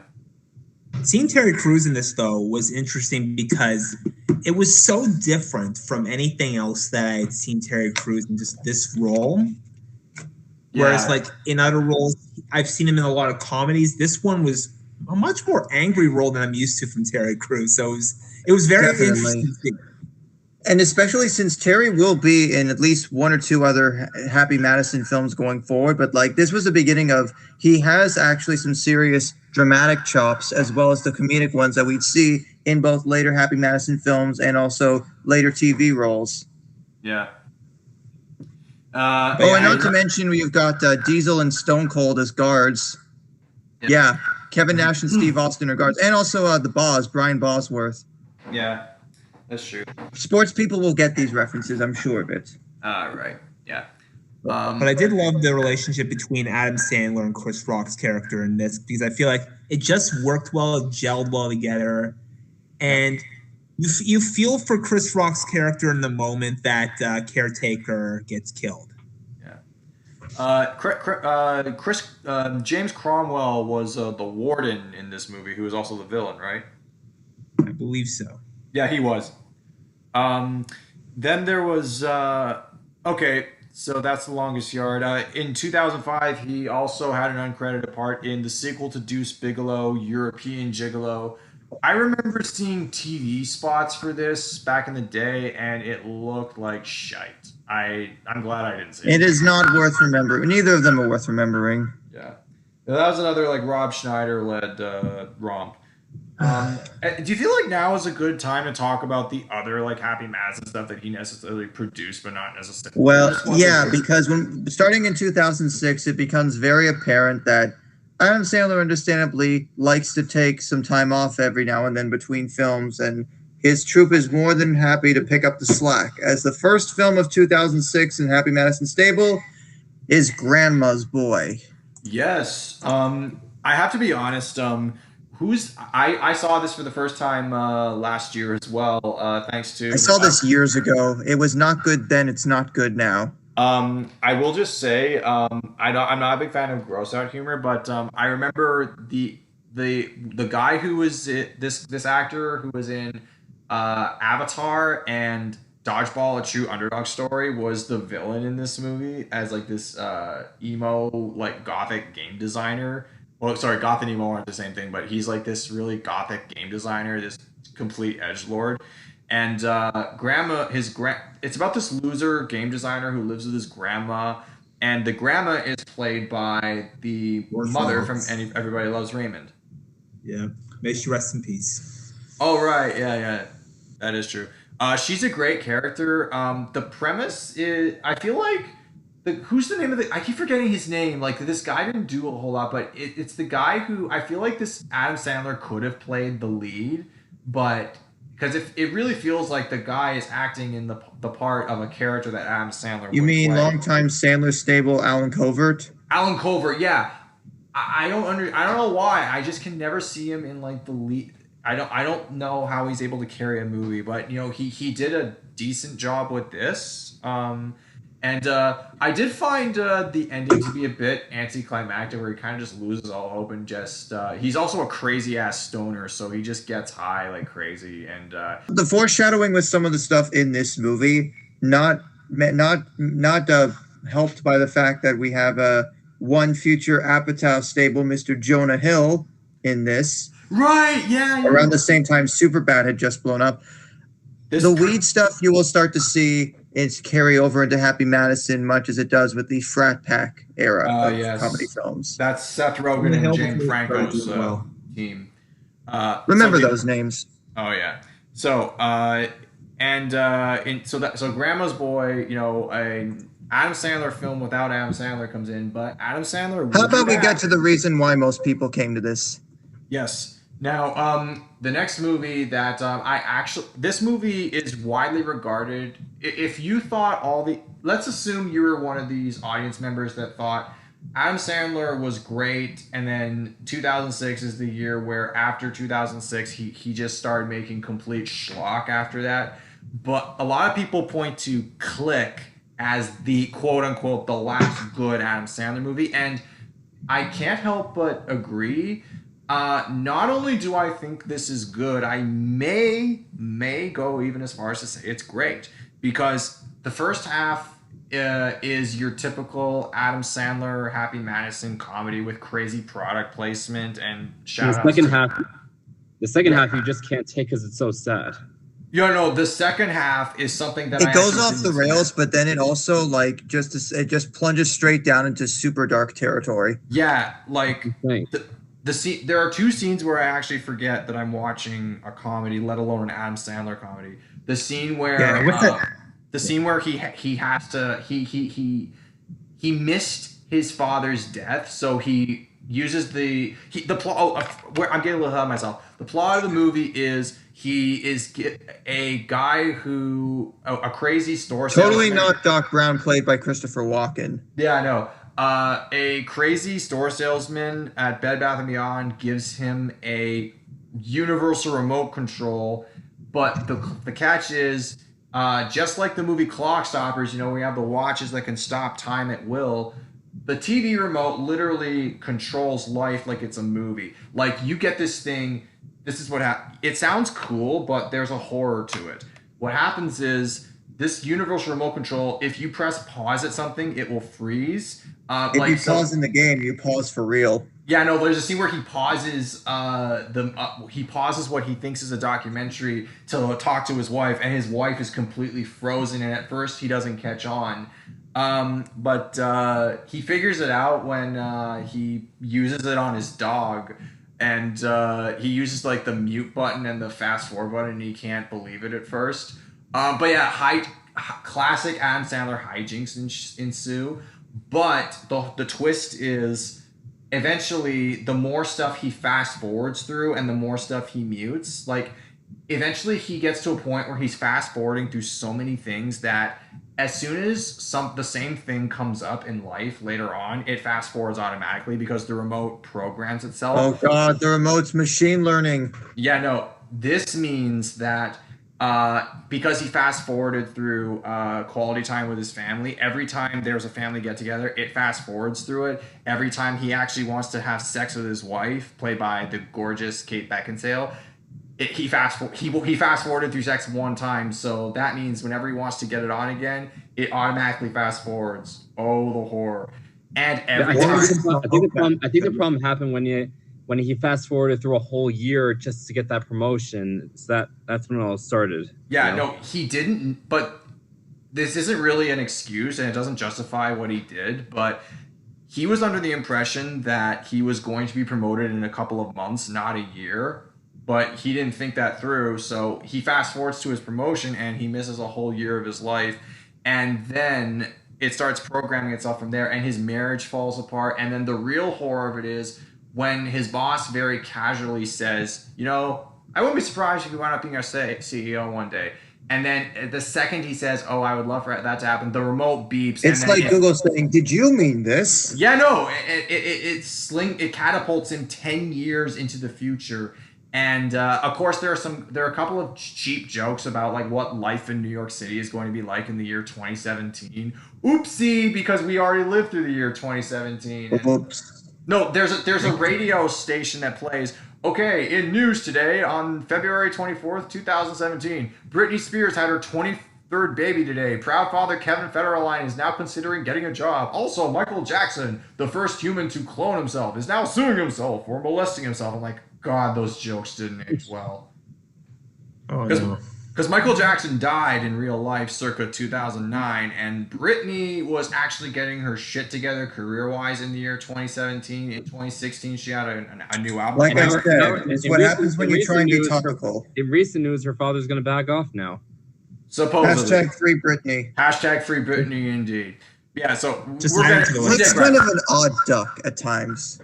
We're digress. So I guess I take it we've all seen this movie, and there's all an appreciation for it that we all seem to share, because this movie is it takes itself like really seriously in the last half, and it teaches a really valuable lesson about not putting your work before your life, because the guy's a workaholic and he is fast forwarding to get to his work, but he's fast forwarding through his family, which is super Especially unhealthy. in the last year and a half. I think Click may actually have taken on some new meaning, because with a lot more people working from home and just working so much that, I mean, look, as of this recording, we're almost in September of 2021, and it didn't feel like that long ago that it was just like March. So where did the last 18 months go? I have no idea, but Click is basically, be careful what you wish for, because you might get it tenfold. Oh yeah. Like I said, there are two scenes that make me completely forget that I'm watching a comedy. Specifically, the scene where he essentially is playing rewound footage from his life, where he plays the scene where the last time he sees his dad, played by the amazing Henry Winkler, and it is a scene that, as an adult, I actually cried the last time I watched it. It's very powerful. There's also the scene where he literally is Adam Sandler's character literally. There's a lot of emotional strength in that scene. There's a scene where his character literally dies or is dying, and he is literally like crawling. As he's dying, he's crawling out to talk to his son, played by Dustin Hoffman's son, and he basically uses his last breath to tell his son, do not, like, family comes first, don't make the family comes first. And because I think there's two things Sorry, Brandon. I think there's two things I would take from this plot line. One, the darkness of the actual story itself actually creates for, honestly, maybe one of the better plot lines of Adam Sandler's movies. Yeah. And also, the other thing I would take from it is, thank God, and hopefully in the future, robots do not take over the earth. And number 3, Terry Crews is amazing. That's true. All right, yeah, he's the dude. I believe it's the one where he is singing along to 1,000 Miles. Yeah, he's singing "Working for the Weekend." And then, which one is it that he's singing 1,000 Miles? Then this is an aside, but I'm like, yeah. I could have sworn that's a oh no, I'm sorry, that's White Chicks. That is a completely different. The Wayans Uber is one I'm not familiar with, but yeah. I just realized Christopher Walken is not Doc Brown. He actually may have been the proto Rick. Oh my God, Rick and Morty and Happy Madison are connected. Oh God, well his character is named Morty, oddly enough, and oh no, and that's where I got the idea from. And guess what? Oh God, in he's called Morty because he's named after the literal angel of death, and later in the movie it turns out Morty is the angel of death. So I wouldn't lie, if they ended Rick and Morty with that twist, I'd be okay with that. Yeah, and by the way, if you're an audience member who has not yet seen Click, and I kind of gave away a big chunk of the movie, it actually, if you hate the "it was all a dream" cop out, this is one of the rare instances where I was actually really, really relieved to see it was all a dream, because when you think his life is over and he dies, he wakes up in the Bed Bath & Beyond 2, one of the only good parts I've ever seen Nick Swardson in. Because he's not on screen for very long. Thankfully, Nick Swardson's part in this movie is very small, but it's tolerable. I kind of like Nick Swardson in this movie. So anyways, that's Click, and this is I guess I kind of dipped out of Adam Sandler movies for a long time after this, but moving on to 2007, he did one drama and one comedy. The drama was Reign Over Me, which I am kicking myself in the back of the head for not seeing. Dude, you need to fix that. I know. There are very few. I mean, Click had some dramatic points, but I think this is the best character, or if not with one of the ones that's more recent, the best character Adam Sandler has ever played, because Charlie Feynman is just a completely broken individual. And to see his sort of rehabilitation and coping with such an immense trauma as losing your whole family in the way that he does, because I'm not spoiling how he gets to where he was, but Right. it shows that, again, Punch Drunk Love showed Adam Sandler could do serious roles. This shows that he actually has a lot of really good depth with character acting, and it is worth watching. It is the most serious thing for a while that he's done, but I quite enjoyed it. And Don Cheadle is great, as you know, he plays, you know, when that guy who reconnects with an old friend only to find out that he's been going through a really tough time, and to try and help him get him back on his feet, only to find out that there is a lot more baggage that he did not expect, but to still stand by someone through all that, that's the sign of being a true friend. Yeah, no, so yeah, that's been on my list for ages. I gotta watch this. Now the comedy. Hold on, Brandon. Have you seen Reign Over Me? I haven't, but I'm seeing seeing that Don Cheadle, I think Don Cheadle is just great in general, honestly, in the variety of roles that I've seen him in. So I think that's definitely one that I'd be interested in seeing at some point. Yeah, it's a great ride, and in some ways, whereas 50 First Dates he's playing a character from the perspective of trying to, you know, stand by someone that's going through, like, has some actual psychiatric stuff that they're going through. Now the shoe is on the other foot, but he does it so well in this. Yeah. I agree. I got now. Let's ruin that mood with the other movie from 2007. Oh God, I skipped this because talk about movies not aging well. I now pronounce you Chuck and Larry. The plot is they pretend to be Kevin James and Adam Sandler pretend to be gay for some reason, and it because legal loopholes. It looks why that wouldn't age well. It looked really offensive when I saw the trailer. I'm like, okay, I'm not seeing this. Has anyone seen Chuck and Larry, or can we move on? I have seen it, but I only remember the plot. I don't remember a heck of a lot about the actual movie itself. Honestly. Oh, what's the plot? The plot was something that these two guys, played by Adam Sandler and Kevin James, they pretend to be gay, and I know that Adam Sandler's character, he's keeping his secret from the person who he's really in love with. And I just remember something like that. The whole thing comes out at the end, and for all these reasons, it's not necessarily good that it comes out. So it sounds to me like there's a liar revealed story there, which also it is. The purpose for them doing that, though, is kind of a bit sentimental, in that Larry's wife passed away, but apparently because of a lapse in the paperwork after her death, he can't have his children be the beneficiaries, which means that Larry has to find some way to get a new beneficiary so, you know, they can still have the money set aside for the kids. Oh, okay. And it also has Ving Rhames in it, which is always nice. Okay. The next movie I want, so that's Chuck and Larry.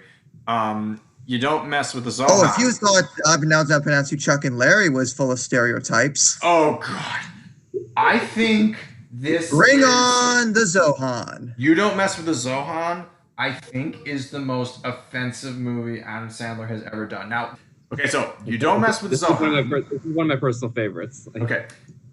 I completely disagree with your opinion on this, because to the point of this movie is offensive.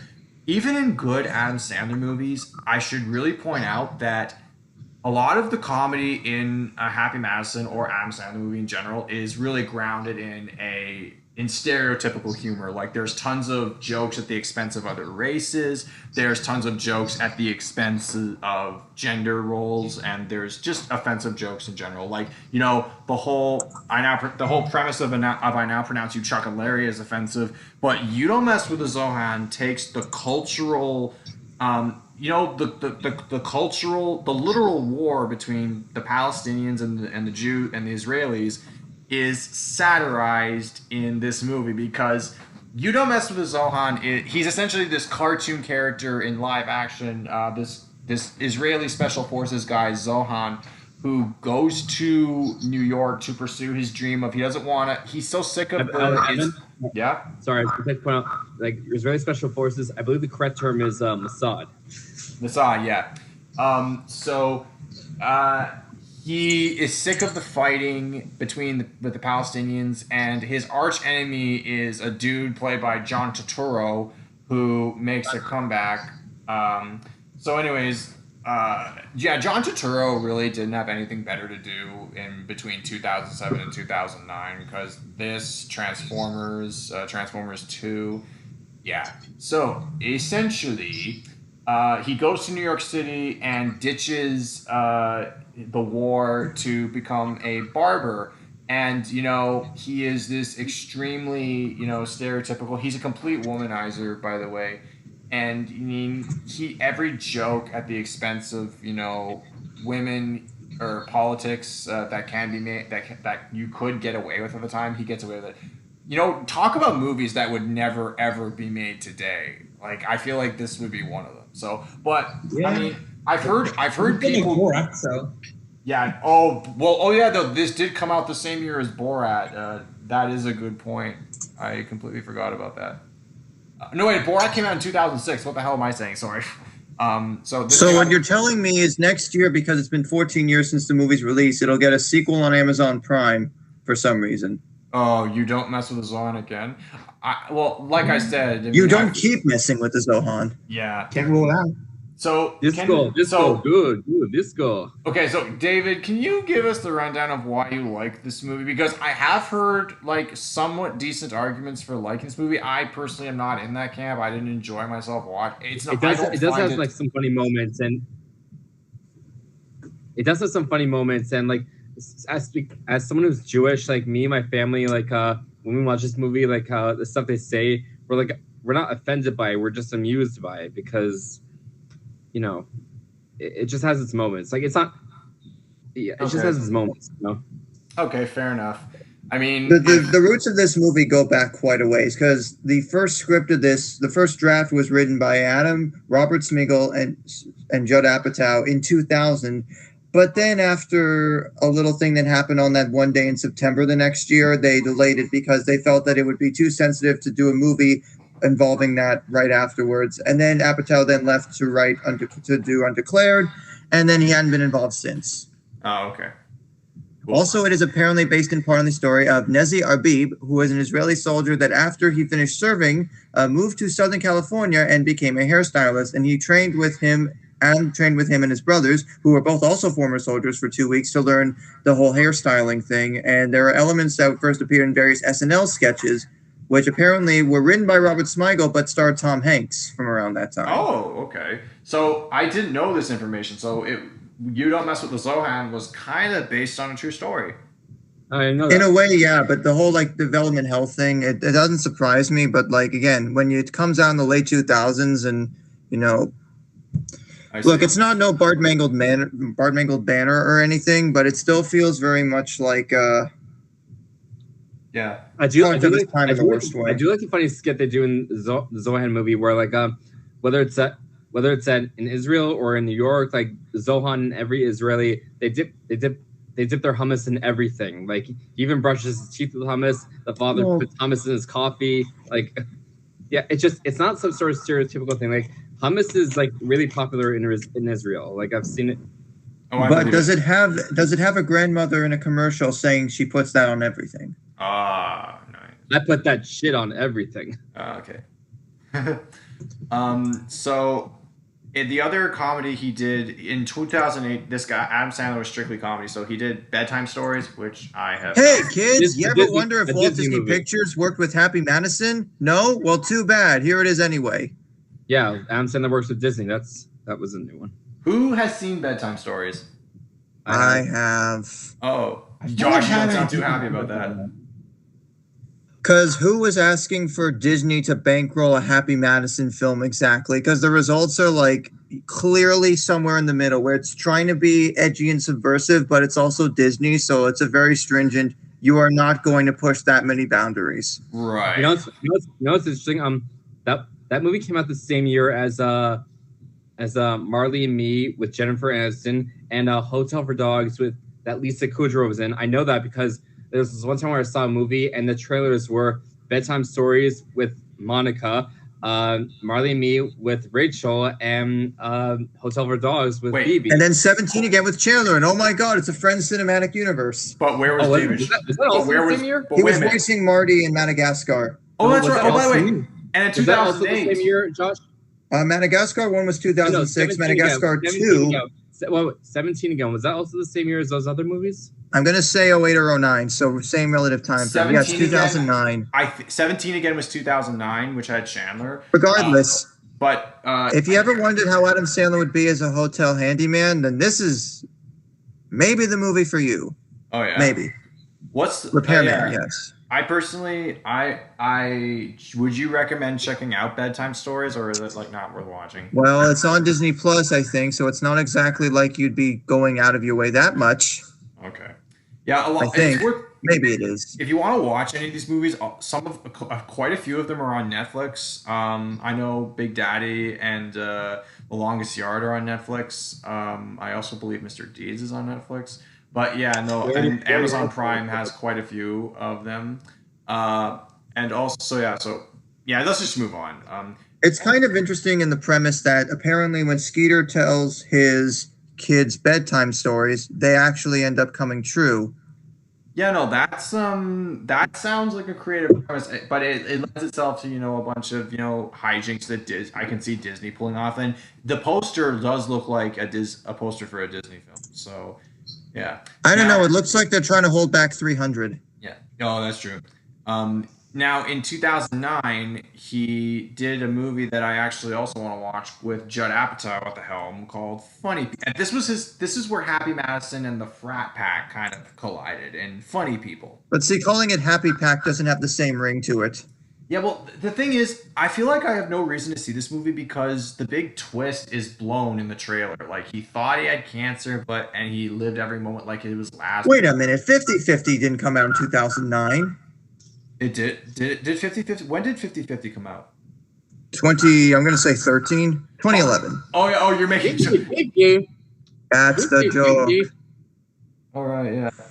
One of the things I do give Funny People is Adam Sandler clearly knows that he's done some dumb films, and the whole beginning is George's character basically it's lambasting, some of his more schlocky roles. Yeah. So I'm kind of tempted to check out Funny People. I've heard mixed things on it.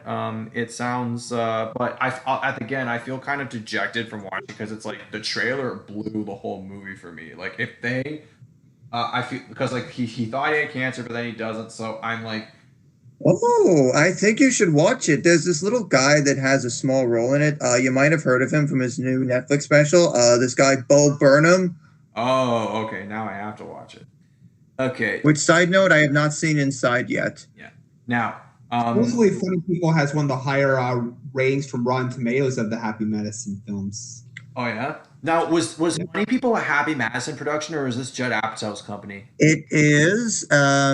Madison 23 is what it's called, but it's Wikipedia redirects it to Happy Madison. So I'm going to say it's a partial co-production between Apatow and Happy Madison. Oh, okay. And then there's Seth Rogen, who's also in it. That's true. And this is like after Knocked Up and after Superbad and after Pineapple Express. So this is as Seth's star is starting to rise. Yeah. And was this also the same year as Zack and Miri Make a Porno come out? This is 2009. Zack and Miri was 08, so the year after. Okay. You know what's funny? What's funny? There were so many movies like in the 2000s that Elizabeth Banks was in, but I wasn't familiar with her. And then when I saw her in like this movie later on, and then when I looked back at those other movies, I realized, oh, that was her. Yeah. Was Elizabeth Banks in Funny People? No. She was in 40-Year-Old Virgin. Yeah, no, I remember her in 40-Year-Old Virgin. I remember in Zack and Miri. But yeah, I gotta see And not just comedy, she was also in that Escape movie with Russell Crowe and Liam Neeson. Oh yeah, no, she's a very good dramatic actor. I have seen her in The Hunger Games, which she was also. Well, the 2000s sure served Happy Madison well, didn't they? But now we got to go to a new decade, new sensibilities, and in the year of our Lord 2010, we were bestowed with grown-ups. Okay, plot of this movie is kids. Let's go on vacation. Good night, everybody. One of the things I like about that movie is like almost every actor that Adam Sandler's worked with in the past is in that one.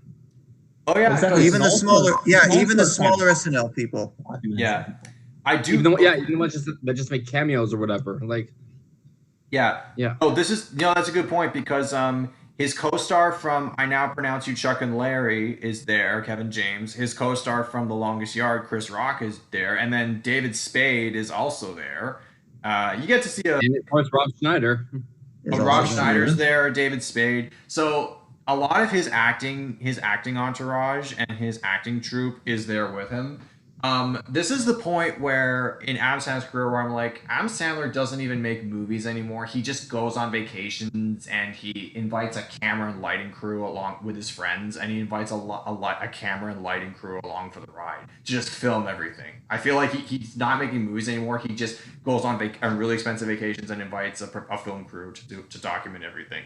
So the plot of Grown Ups is his childhood basketball team. They go to a cottage.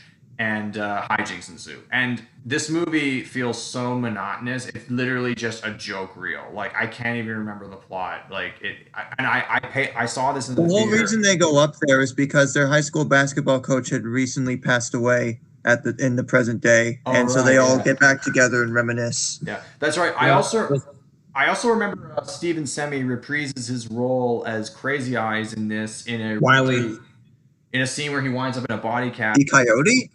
As Wiley, yeah. He's doing like a hands up thing, and he's like, yeah. Where he essentially Steve Buscemi's character essentially goes on a zip line straight into some sort of a cabin there, and he ends up in a full body suit there. Yeah. You know, the Grown Ups movie is like it reminds me of Cameron Boyce because like he played one of Adam's sons. Yeah. He was so young. He was 20 years old. Like, it was so sad. Yeah. Now, it is worth mentioning that as bad as Grown Ups was, it was kind of a calm before the storm because 2011 might be because Josh might have a disagreement with me here. 2011. Oh no, there was 4 Happy Madison produced films this year. It might be the worst year on record. No, so the worst year for Happy Madison, the worst year for Adam Sandler critically and commercially was Just Go With It, which came out in February. Whoa, wait a minute. No, I love Just Go With It. My whole family loves Just Go With It. We've seen it so many times. Yeah? Okay. Yeah. I remember seeing Just Go With It in the theater with my buddy. It was a movie. I mean, what's hilarious about it was the dumb. No, you know what's hilarious? Watching the original movie, this is based on Cactus Flower instead. Oh yeah, I have to check this. Yes, that in the 2005 Bollywood movie Main Pyar Kyun Kiya from 2005, which are both an adaptation of the Broadway stage play written by A. Burroughs from 65, which in turn was based upon Fleur de Cactus, which is a French play. I'm getting a lot of adaptation here. Right. One of my favorite parts of Just Go With It is like when his cousin, who was played by what's his name, who was also Nick Swardson. Yeah. He's like he's like pretending to be some German guy. Like besides, I cannot stay away from this potato pancake. She loves the schnitzel. You know what I mean? Like everything he says is like so funny. Oh right, yeah. Nick Swardson was in this. Was this before or after Bucky Larson Born to Be a Star? This was just before, because Just Go With It was released in February of 2011, and Bucky Larson, I believe, was in the summer, the September 9th, so fall-ish. Yeah. I also didn't realize until looking at this one and the Zohan, I didn't realize Dave Matthews actually was in some of these. Yeah, he's been one of the weirder things I've seen Dave Matthews be involved with. Yeah. Have you guys ever been to a concert for him? Yeah. No, although I have a cousin of mine that I think likes DMB. Yeah. They're pretty good. Which side note? I wouldn't mind going to a concert of his. Side note: Under the Table and Dreaming and Crash, great records. Listen to them. Right. One of the things. Yeah, the one thing about Just Go With It is I'm like, come on, Nicole Kidman, you can do better than this. You have done better than this. You did do better than this. Okay, remember, Adam Sandler has the monies, so he can get those actors. I forgot to mention, speaking of critical acclaim and actors and awards, Click was actually the only Sandler movie to date to be nominated for an Oscar, but for best makeup. That's when they put him in the fat suit and they made him all. Yeah, just as a reminder of the highs and lows of Happy Madison in the 2010s. He looks like melted ice cream. Oh yeah. So David, what do you like about Just Go With It? I thought it was. It's like so many things are funny. The characters are funny. Like not just the cousin who pretends to be some German guy, but also the daughter, the little girl. She was hilarious. She also pretends to be like this British girl, and like everything she says is like so cute and funny. Like it's hilarious. I think I vaguely remember. To be honest, the only thing I saw this 10 years ago. The only thing I remember about this movie was. Oh yeah, Bailey Madison was her name. Yeah. Oh, Bailey Madison. Gee, she's been in a bunch of stuff. Oh yeah, and that little known duo, Key and Peele. Keegan-Michael Key is in this too. Oh, yeah. Okay, cool. He made a cameo. He's like some gay hairdresser or whatever. Okay. One of the movies that the only thing I remember about this movie is there were a lot of songs by either Sting or the Police. So the soundtrack got points with me. That's the same thing. Sting and the Police. Yeah, no. In the scene where he just teaches the son to swim by literally chucking him in a pool, and the kid's literally fending for his life. It should be a scary scene, but it's set to the tune of "Love Is the Seventh Wave" by Sting, and I'm like, not an appropriate use for that song. It sounds like a Hawaiian song, doesn't it? Like, well, when Sting was with the Police, what was so revolutionary about the sound, Josh can kind of help me out with this, was that they blended classic rock and reggae together. That's why, it was actually a mashup this DJ Party Ben did in Just Go With It of Every Breath You Take and Snow Patrol's Chasing Cars. It was called Every Car You Chase. When I said it sounded Hawaiian, I guess I would meant to say it was like it sounded tropical. You know? Yeah, no, the reggae sounds tropical because reggae was from Jamaica. Yeah. Are you sure we're not thinking of 51st Dates soundtrack? That's another thing. This is the second Adam Sandler movie that we've talked about that's set in Hawaii. All right. So, folks, we've delayed the inevitable. Oh no. Remember the 11th of November 2011 as the day that the universe had to endure the cinematic horror that is the worst Adam Sandler film, undoubtedly, Jack and Jill. I never even saw that one in like a weirdest thing though is I actually really like this one, and I saw it twice in theaters because. Well, let's just say somebody went up the hill and then came back down without their sanity. Okay. The next one we talk about, I'm pretty sure the next one we talk about is even worse.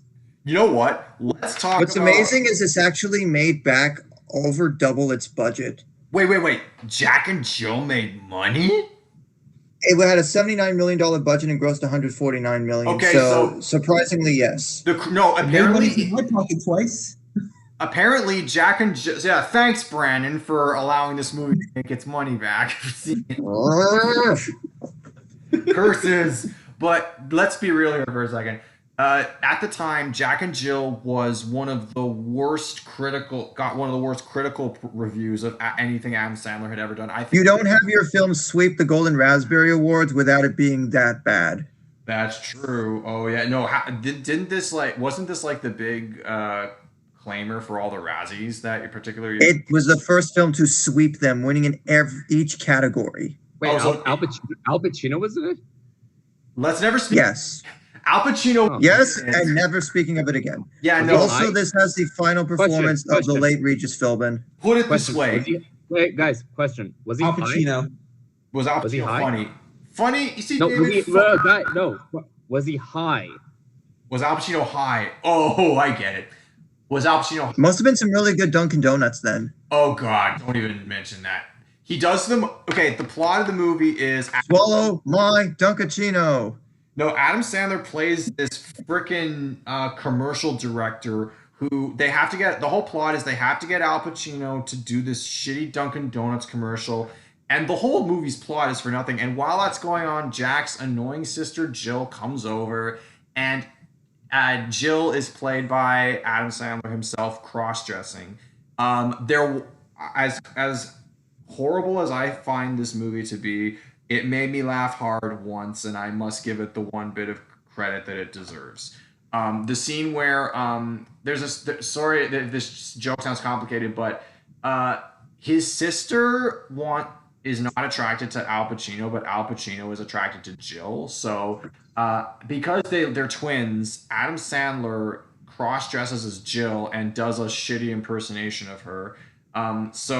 But when he's cross-dressing, like he's in the men's room and he dresses up as his sister, the maitre d' or the towel guy in the bathroom on the cruise ship basically sees that his boobs are crooked, or the little melons he put in his dress are a little crooked. So the bathroom guy literally just adjusts them, and then later the real Jill comes out of the same washroom, and then the guy thinks she's cross-dressing. He adjusts her bra, and she just looks at him like stupefied, and then she knocks him the fuck out. That was the one joke that genuinely made me laugh. Other than that, I thought this movie was, Well, here's the next horrible Adam Sandler movie. That's My Boy. Who has seen That's My Boy? I have not seen it. I have. I've seen it a bunch of times, and I don't know why I've seen so. Hey, remember in 1995 when Adam Sandler played a character who was essentially dating his teacher? Oh, foreshadowing is back. Oh, for fuck's sake! And he has a yay payoff. And except this is really messed up. Now, this is a crucial moment for Andy Samberg because in the late 2000s and early 2010s, Andy Samberg was on top of the comedy shit. He was huge on SNL. He almost The Lonely Island. No, Lonely Island. Yeah, Andy Samberg almost got roped in with the Happy Madison family, and thank God this was the last movie he did with them. I can't say shit about it because I haven't seen it, but the trailer makes it look cringeworthy. Actually, he also made a cameo in Grown Ups too. Oh, okay. Never mind. I stand corrected. But at least cameos are cameos. And for Andy Samberg, this was also right before he started on Brooklyn Nine-Nine. So yeah. So suffice to say, he redeemed himself, and thankfully, the Lonely Island camp does not have to be associated with it. Then again, Lonely Island hasn't been relevant for a while, but he does his best. I mean, the character of Hans Soloberg or Todd, whatever you want to call him, he's trying his best to exist, but it's clear that he basically has a life he doesn't want. All right, yeah. So I can't, like I said, I can't say shit about That's My Boy. The plot is essentially, Josh, you can just recount the plot, and then we'll just. So Adam plays Donnie Berger, who is an alcoholic and slacker, and owes $43,000 to the IRS because he hasn't paid his taxes. And to avoid having to go to jail, he puts $20 on a runner in a race that has 8,000 to 1 odds, but he tries to make a backup plan in case that doesn't work out. But he's been estranged from Todd, who is his son, because he basically, was in essentially a student-teacher relationship that obviously from a movie that came out under a decade ago still aged terribly. Yes, I know that the teacher is played by Susan Sarandon, but still, that does not excuse that in the 2010s, somebody thought this was a good idea to make the premise of a movie. And her daughter plays the younger version of her at the beginning. Oh, wow. Yeah. I guess that's cool. Regardless, as a result of this, clearly, as a teenager, Donnie enjoyed all kinds of attention and stuff because it was the 80s and messed up stuff happened and no one seemed to bat an eye. But as a result, now in the present day, Donnie's trying to sort of redeem himself and try and be the father figure to his estranged son. And stuff happens. weird shenanigans ensue. There's other weird, dark things that, like, messed up things that go on that I will not get into. But suffice to say, by the end, you know, he embraces, Todd embraces his roots, and everything ends well, I guess. I don't And, even Vanilla, know. Vanilla Ice appears in it. Well, apparently, it was Oh, criticized yeah, for that's... making, You were it saying, was Brandon? criticized. Sorry. It was Fred. criticized for making light of child neglect, which makes me want to see it even less. Thinking about that, Especially, it's like, think about it. Nicole Kidman and Just Go With It, Susan Sarandon and That's My Boy. Like, come on, these people have been in critically acclaimed films and even won awards for it, you know? You can be in other things that aren't Happy Madison films if you want to break. Right. Evan, I might as well tell you the ending. Like he puts 20 on the fat guy, and the fat guy actually wins, so he wins 160 grand. Here's the other thing. I wonder if a character Adam Sandler playing with a gambling problem would ever come up again. I wonder. We'll see. No, impossible. No, Yeah. I mean, it's mainstream America. Who would love a guy with a gambling problem? Okay, so moving on. He did dip his feet back into the waters of animation, but this movie actually looks pretty decent. Hotel Transylvania. Transylvania. No, The this, Despicable Me of Sony Pictures Animation. No, like it looks. Did Illumination do Hotel Transylvania or? No, Sony Pictures Animation did. But my point is, it made a lot of money with the kids, and as a result, they've been really trying to run with this brand. They've made 2 sequels, a TV show, and that's about as much as I know of it. Maybe some animated shorts. Okay, so have any of you seen Hotel Transylvania? Because I saw the first one, and that's it. Okay, is it good? Would you recommend it? Oh, actually, no. This also has Andy Samberg in it. Okay, then I guess Andy Both of Samberg us- did both of us ride the are wave really with good. Happy Madison for a while. Yeah. Think of it like, you know, whereas kids that may not have grown up on the Addams Family and its sort of brand of gothic comedy, this could be their version of it. However blasphemous that may sound, but it's the idea of, what if Dracula ran a hotel and had all his monster friends there? Okay. Right, we know what I liked. What I liked was how Dracula was voiced by Adam Sandler, and his main group was Frankenstein, voiced by Kevin James, the Invisible Man, voiced by David Spade.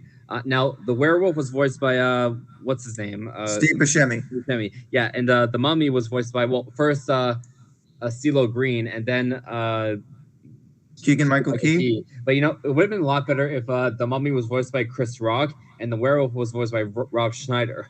Yeah, that you I would think have they had were a taking grown-up a nice movie, grown-up vacation at the movie. time. Right. Yeah, like that would have made a lot of sense. Right. So that I'm kind of curious to check it out. I might. I think but- all of them are on Netflix. Okay. And Sandberg's character does end up playing a role in the other sequels, just from stuff that goes on there. And I guess Selena Gomez does a decent job as his daughter, as Dracula's daughter Mavis. But, you know, the fourth one isn't a Happy Madison production, nor does it have any. Thank you for reminding me. There's a 4th one. Oh, Yeah. there is a 4th one. Jeez. But apparently it was Apparently it was there's no Adam Sandler. There's no Adam canceled. Sandler. Or Sorry, any of too them many in it. people are talking. What were you saying, Brandon? Apparently the film's release was canceled though, so Oh, there really? was a 4th one, made, Oh, it's but it canceled. wasn't the Good. same release. They learned. Okay. So moving on to 2013, Grown Ups 2 with the sequel The to- second one.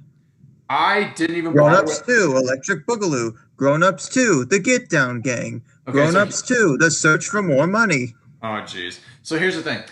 The weekend this movie came out was also the weekend that Pacific Rim came out. Guess which movie I think is the better movie, and I refuse to see. I was so disappointed. Guess which movie, and you get no guesses. Okay.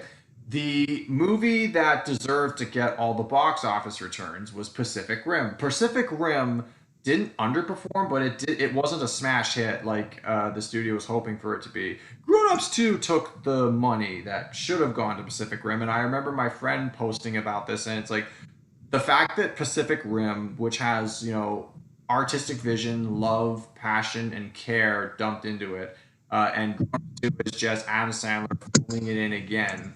Like, the fact that people paid more to see the Adam Sandler phone in versus an actual work of art is what's wrong with modern day movie going. So not to that's my film snob coming out there, but other than I refuse to see Grown Ups 2. Has any of you here seen Grown Ups 2? I've seen it, but on I've not Netflix. seen Grown- What's the plot? Like It all takes place in just one day. The whole thing's just one day. Oh, This is okay. weird. So what's the plot? They get together again.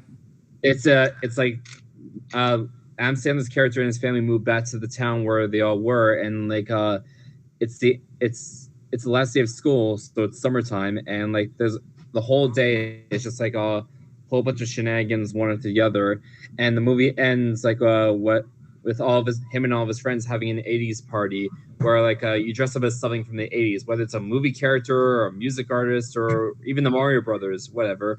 But like like it's a whole 80s party, and then these frat guys come in and try to raid the party because like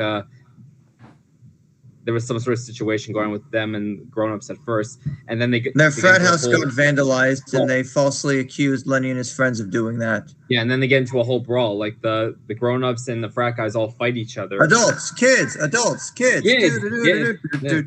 You read the man. Oh yeah. Another one of these that has Stone Cold in it. Oh, and not to mention, as Officer Fluzu, we have everybody's favorite Hall of Fame basketball player, basketball commentator, and now Happy Madison alum. Get ready for the Shaq attack.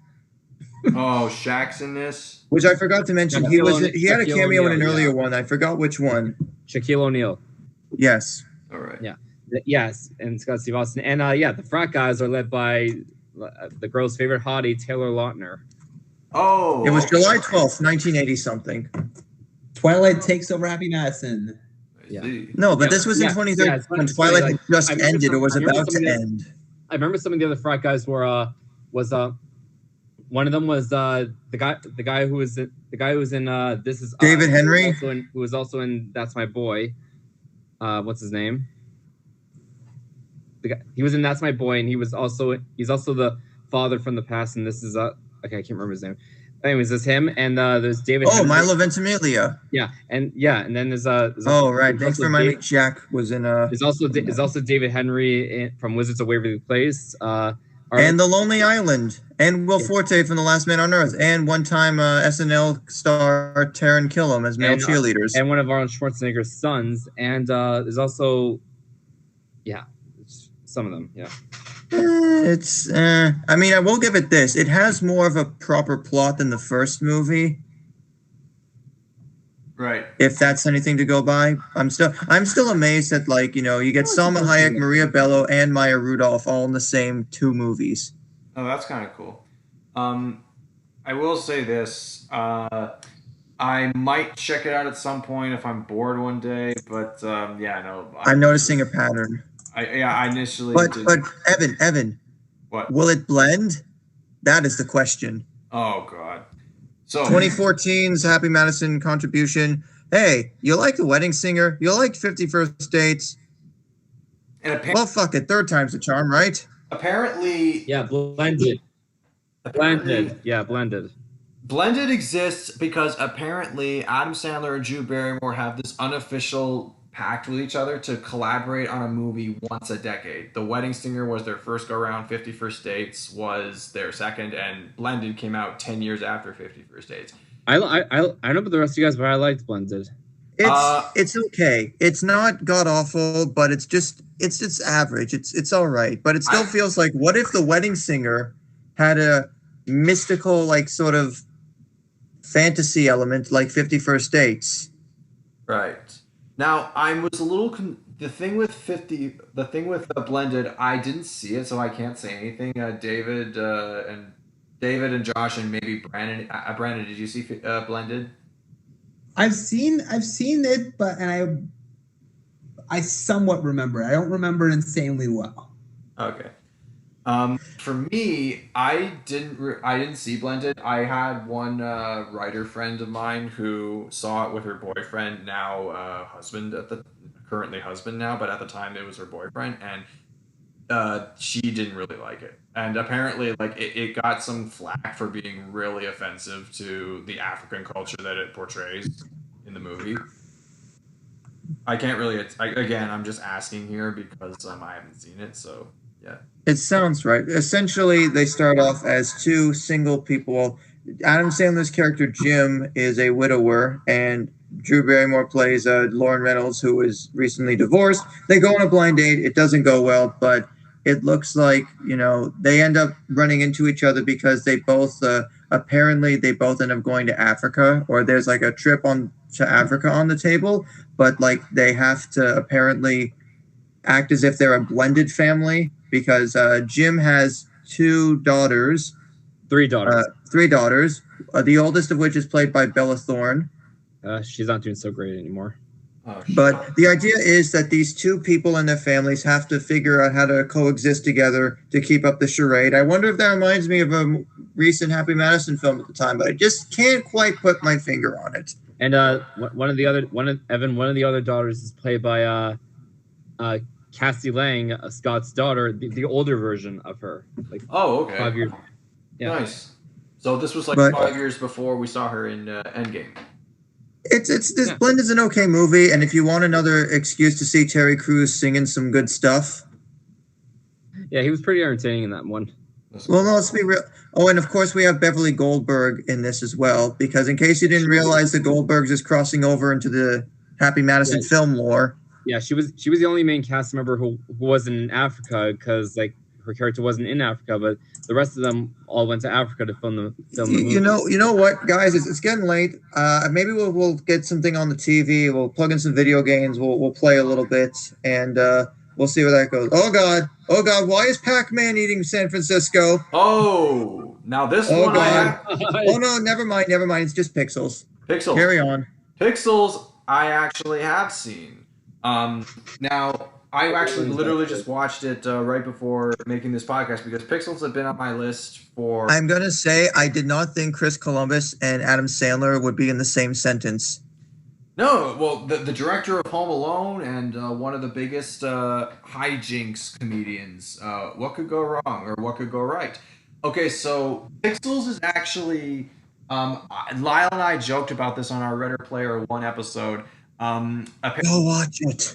The plot of this movie is very similar to Ernest Cline's second novel, Armada. The plot is essentially in 80s culture, they put stock footage of video games or people playing video games into a space capsule, and it is retrieved by an alien race light years away, and they perceive the video game footage as an act of war on them.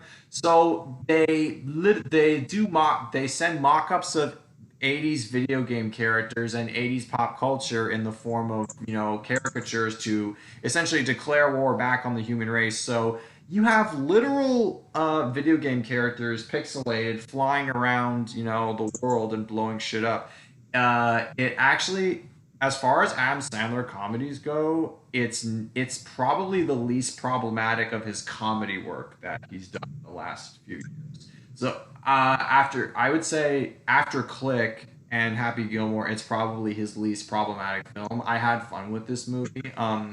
It's deeply creative, which you gotta give him props for. And the cast actually, for once, he doesn't bring back his save for Kevin James. He doesn't bring back his usual comedy troupe. Like he gets Josh Gad in there. He gets Michelle Monaghan, whom I love, and he also Peter Dinklage.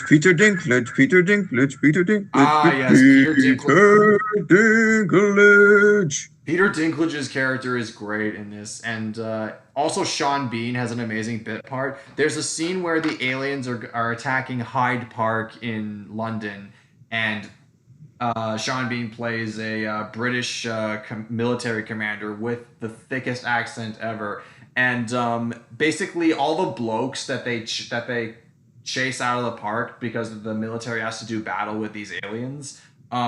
Basically they say, "What kind of beer commercial is this?" And then Sean Bean just stomps over and says, "If I say it's a beer commercial, I say it's a beer commercial." So that was one of my favorite lines in the whole movie. Kevin James actually plays the president of the United States, and I cannot see him as presidential at all, and that's kind of the joke, because the joke is he's this joke. I wonder where you've made that sentiment before. Oh, God. Please don't make me talk about politics. So, Well, this was 18 months. This was Well, like, that's the- 18 months before, you know. all right. The Yes. Pixels, I gotta say though, I heard it was gonna be a terrible movie. I didn't see it close to when it came out, but I can honestly say I was pleasantly surprised just due to the video game nostalgia of it all. Just seeing like Donkey Kong and Pac-Man and all these guys, and also I just felt like the humor worked for me. I just found it to actually be really funny compared to some other ones that just ended up being Pixels stupid. is still pretty fine. I think the casting again really works in its favor. Again, this is the mid 2010s, so it's just before the tipping point where they ran out of 80s things to mine and moved on to the 90s. Yeah. Ready Player One. All right. But regardless, the fact of the matter is they took a short film from 5 years earlier and made it into an hour and 46-minute decent film. But I definitely recommend if you can track down the short film. It's only 2 minutes, but it's pretty amazing. Okay. What's the short film called? Also Pixels. Okay, great. That's a cool story. And what's even cooler is remember how you said Billy Madison was shot in Toronto? This was shot in Toronto too. And Yes. The big climax in the third act takes place on University Avenue, which is supposed to be Washington D.C. Also, the big scene with the big scene in New York City with Pac-Man was also shot in the Bay and King area, and I recognize that intersection. So. Now, in Pixels, I do know there was a thing in the trailer about Pac-Man's creator, Toru Iwatani, trying to reason with him and getting his arm bit off for good measure. Now, I don't remember in the credits if Toru, in fact, did actually play himself or if it was someone playing him.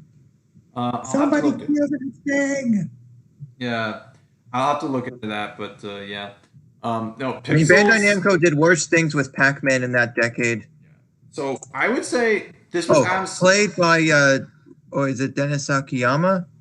Oh wait, hold on a second. Oh, that's some fandom. I don't actually know. Yeah. Okay, no. So it turns out that the actual Toru Iwatani is in the intro fixing a Pac-Man arcade machine. Oh, okay. So yes, the real creator of Pac-Man has a cameo in Pixels. Nice. And that's nice. That's very nice. So anyways, yeah. Now let's get ridiculous. Oh God. Isn't this the movie? So around late 2015 is when the theatrical age of Happy Madison Productions and Adam Sandler, for that measure, is over. And everyone's third favorite streaming giant now, Netflix, I'm not sure the exact order, but they decide to take over the distribution. And what a stinker to start it off with. The Ridiculous Six. Oh God. Yeah, I think that was like the very first Netflix film ever, and yeah, it was really bad. Oh. What's hilarious is like... Wasn't this a collaboration with Netflix and Sony? Because apparently Sony really shat the bed on this. No, one too. it was just distributed by them. This is solely Happy Madison. Oh, okay. So what if you took the Magnificent Seven/Seven Samurai and you got rid of one and you made it into a Happy Madison comedy? Oh God. And then you also had a lot of not great indigenous representation or like appropriation to the point where various people actually like left the set as a result. So when you said Josh, when you asked me if I was sure that I pegged one of the movies earlier. I'm having trouble remembering, but I pegged You Don't Mess with the Zohan as the most offensive Happy Madison movie ever. Is this the movie you were referring to as the real most offensive movie ever, or were you referring to that? I thought it might have been Jack and Jill, but I think there are also parts of this one where, yeah, it kind of does cross the line, especially because a film that was released in the mid-2010s, even if it's supposed to be set in like the Wild West era, like, you guys should clearly know better. Yeah, well, because apparently isn't it true that a lot of the jokes in it are kind of modernized for like the present day, even though it's the Old West? Yeah, I've seen this maybe once or twice in passing at various parts. The people they seem to get for some of it is kind of interesting. Yeah. But I still cannot say it's anything. I'm like, why is Nick Nolte in this? He's still got dignity. Right.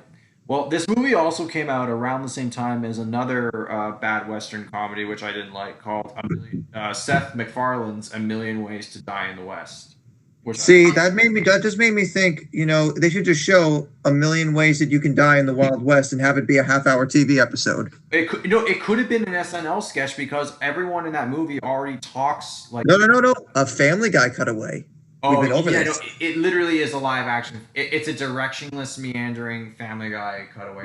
But Ridiculous Six begins an era where the plots become pretty unnecessary, but also non-applicable because it's a Netflix movie. You'll watch it on shuffle anyways. So what if 6 random people realize, oh, we all have the same dad, and things happen? Okay. But hey, Danny Trejo's in it, so it's like, well, you can appreciate the one when Machete's on screen, but then he goes away, and then you're sad. Okay. Now, also in 2015, there was the sequel to Hotel Transylvania, literally called Hotel Transylvania 2. I've yet to see this. Has anyone seen this or?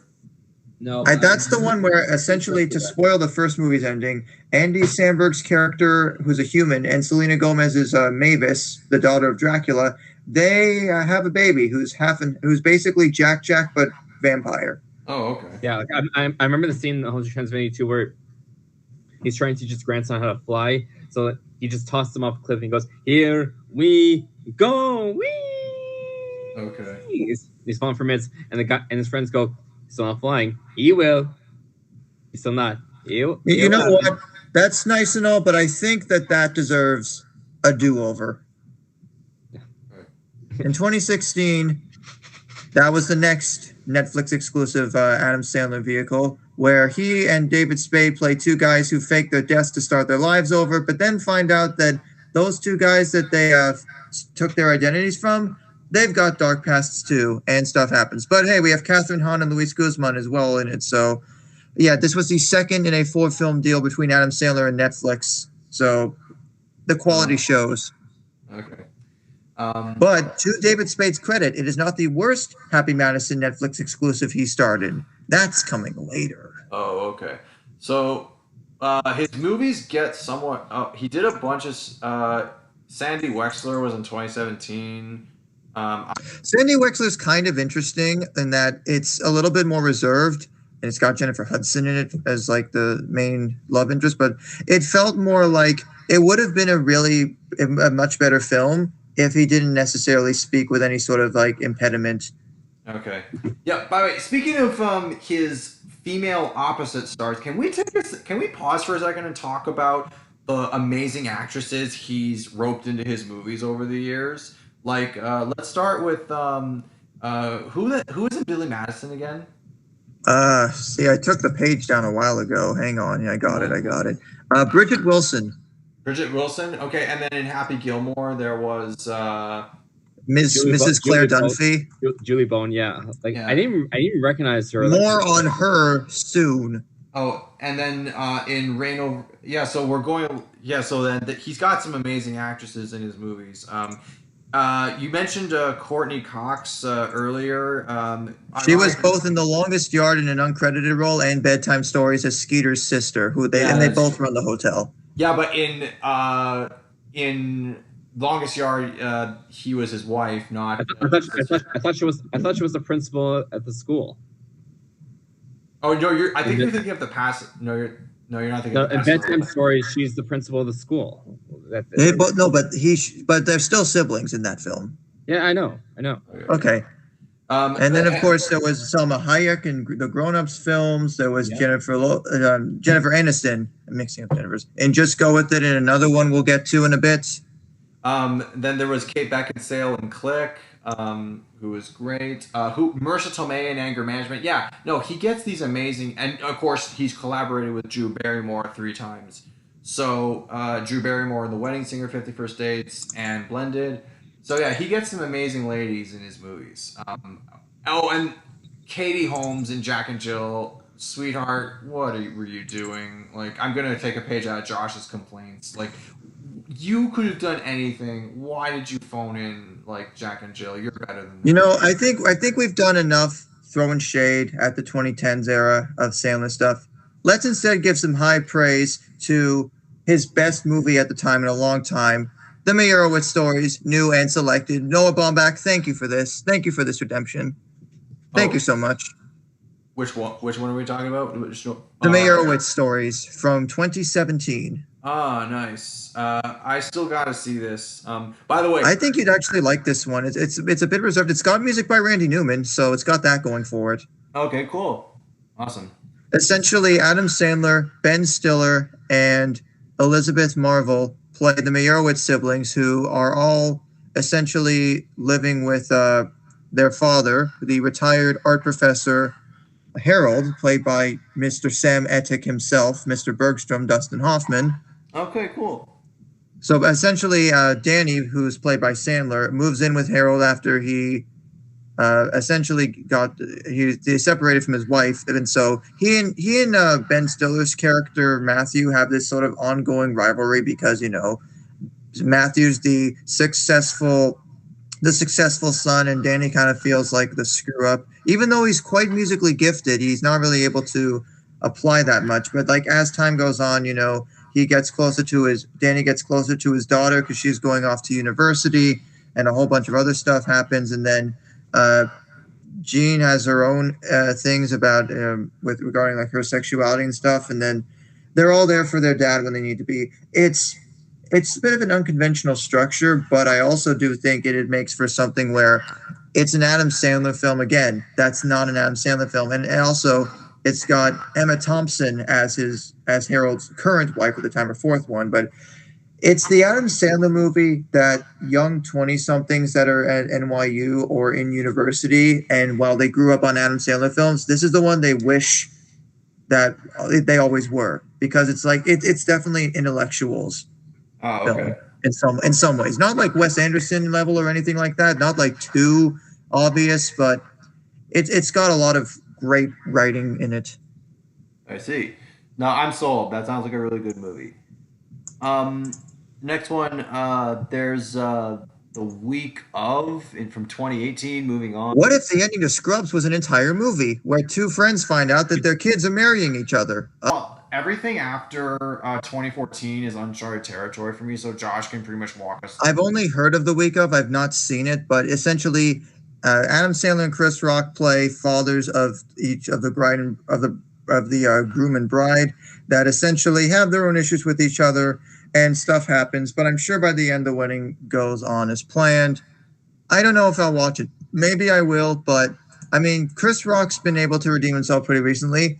I mean, I'm not going to lie, that Saw spinoff actually looks pretty interesting that he's in, but that seems okay. There's a third Hotel Transylvania.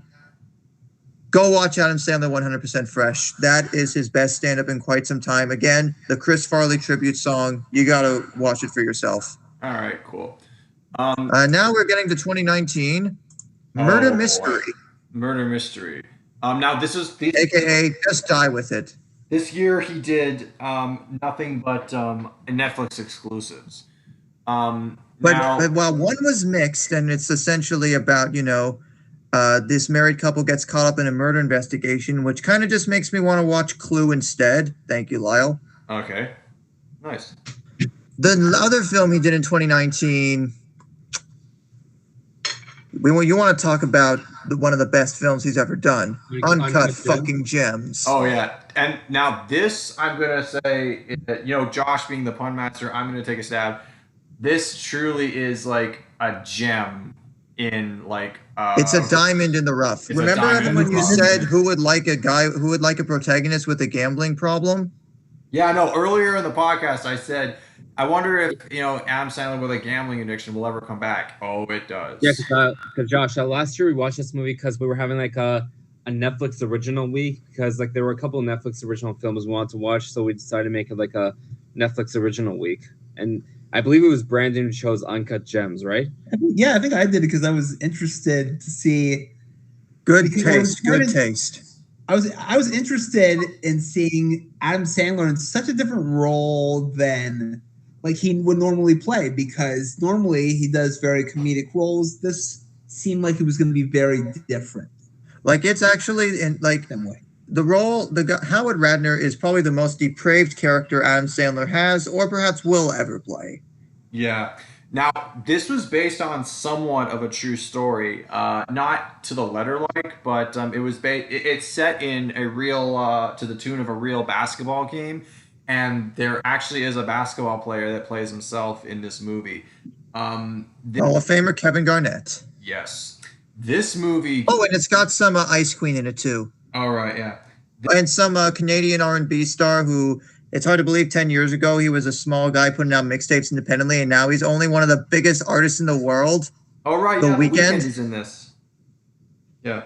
I also, just to give you a rundown of what I thought of Uncut Gems, the emotional experience of watching it, like I got anxiety watching Uncut Gems. This is unsettling, but also it's meant to be. But like the different peaks and valleys of this are fantastic. Yeah. Now, yeah, no, if you have not seen Uncut Gems, I highly recommend it. It's so good. I mean, everyone's been talking about it, but again, we have Uncut Gems to thank for The Weeknd's latest record, After Hours, and probably the one that he'll be coming out with by the end of this year, early next year, The Dawn. Oh, seriously? Wow. So Adam Sandler, in a small way, paved the way for The Weeknd to basically have his biggest song in Blinding Lights. Yeah, no, that's a good one. I really like Blinding Lights. The other thing, I feel like we could just stop the show right here because it's such a wonderful. Let's just go over the one other Adam Sandler starring thing from last year. Oh yeah, Hubie. But we're gonna say, Hubie Halloween. Julie Bowen, what are you doing? What are you doing? I know Modern Family, but come on. Wow, like, I don't. Hubby Halloween. Hubie Halloween. I saw this. I did not like it. Okay. I feel like we could just. Anyone else see Hubie Halloween? Let's just say that Uncut Gems is still a zenith of Sandler's film career, but I really wish that it was not immediately followed by that. Yeah, like I feel like Adam Sandler should just take a break, but he's not taking a break. He's just gonna keep churning out stuff. Well, as of this recording, there are 2 more films that he is involved in that are in post-production. Hustle, which is a LeBron James produced sports drama, which also stars 2019 NBA champion Kyle Lowry in a small role. Lowry. Oh, Lowry from the Raptors, Kyle Lowry? Well, formerly of the Raptors, he was traded. He signed with the Miami Heat a few weeks ago, but really? yes, but he man. plays a former basketball recruiter that tries to remake his career by bringing a player that's playing basketball overseas into the NBA. And then the other one he's involved with is a very interesting sci-fi drama, Spaceman, which is based on the 2017 novel Spaceman of Bohemia by Yaroslav Kalfar. And he stars... So Lowry's not part of the Raptors anymore? Nope. No, that's an aside for, yes, sports is sports. Yeah. So, and the crazy thing about this is, yes, it's another Netflix exclusive movie, Spaceman, but it's based on a novel about a, essentially, I guess it's a Czech astronaut, but it's produced by Channing Tatum and co-starring Carey Mulligan, Paul Dano, Kunal Nayyar, and Isabella Rossellini. So, I'm kind of curious to check that out. And then the sequel to Murder Mystery is coming out the same year, next year too. The Murder Mystery, Die More. Yeah.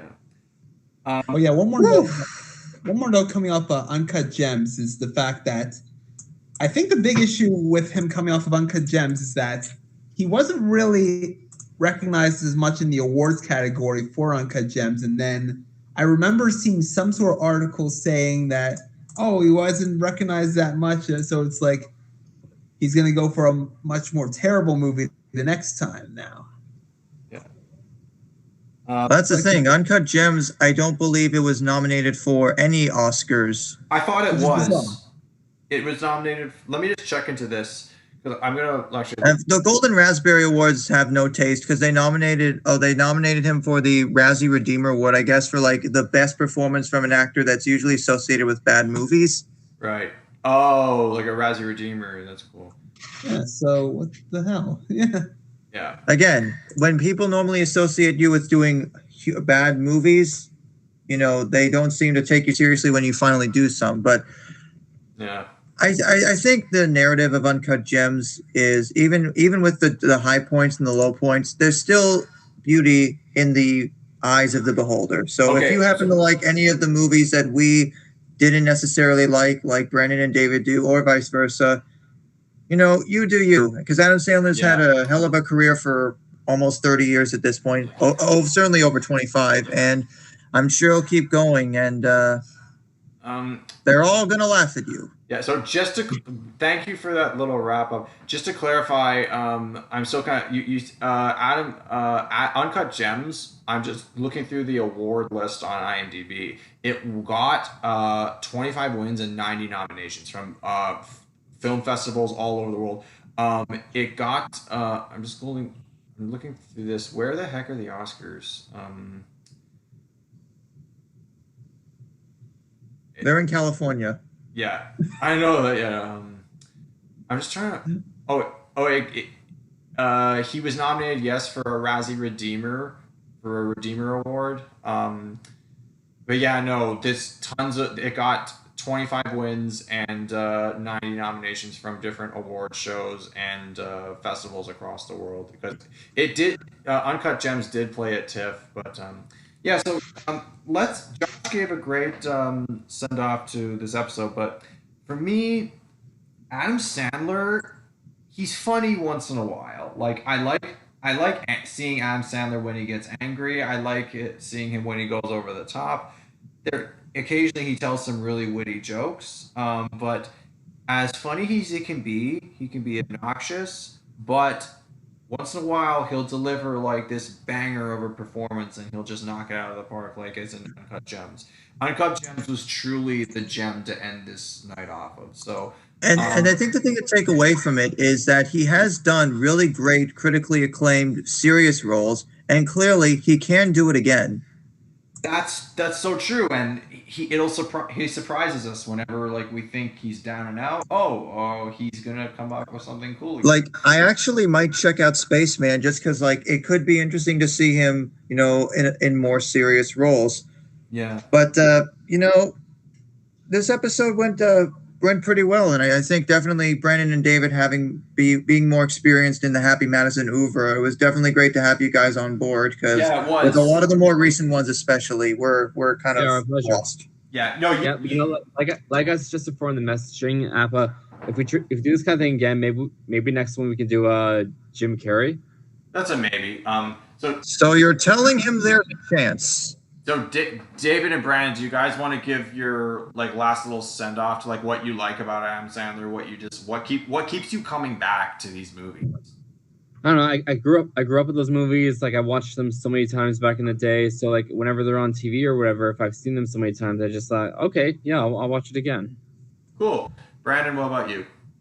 I've always liked the general cast that they include in a lot of these movies. Like I've always been a fan, specifically maybe of Kevin James. I was a fan of his. Yes.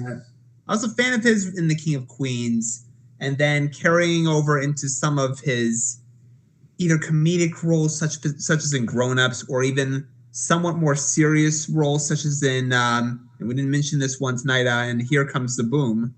Yeah, I was just thinking of that. Oh yes, everybody's favorite POD lyric. Yeah, I did like that one. Boom! Here comes the boom. Yeah. I mean, if you think about it, without Adam Sandler, we would not have the majesty of Paul Blart playing Detroit Rock City in a mall while robbers are taking over. Yeah, like exactly. We would not have that epicness. There are films like that. His like friends do like that he's not in, but like he produces. Like also like back to Rob Schneider. I mean, remember that movie, The Hot Chick? All right. Yeah. Apparently, Disney Plus does because it's on there. Yeah, because Adam Sandler made a cameo in that movie, and he was one of the producers. Yeah. Another one. One movie that I particularly liked by Rob Schneider that was a weird one that stuck with me for a while in my childhood was The Benchwarmers, which was kind of a fun one. Well, that's definitely mid-2000s humor for you. A fun one with him and David Spade. That was with that was with Napoleon. It kind of tanked right? Napoleon Dynamite's post-Napoleon Dynamite career for a little bit. Yeah, a little bit, but for a while, the problem was I couldn't remember what the name of the guy was. So yeah. It obviously did tank it enough that I couldn't remember him. Okay. Yeah, no, that's cool. Anyways, Tonight was a lot of fun talking about Adam Sandler. Josh, I gotta be honest, like, you've seen a lot more of his stuff than I have. I feel like I've seen enough just to form a conversation, but I would say I've seen enough to be like mostly familiar with his work. So thank you for being our co-host and guide tonight. Thank you. Lyle, if you hear this, I know I'm no substitute for you, so come back soon, please. I can't fill your shoes forever. They're too big. Oh, I'm sure he'd really appreciate that, Josh. Thank you very much for tuning in. Thank you, Brandon and David, for adding to the discussion, and we will see you next time. Not bad for Stan and Judy's kid, eh?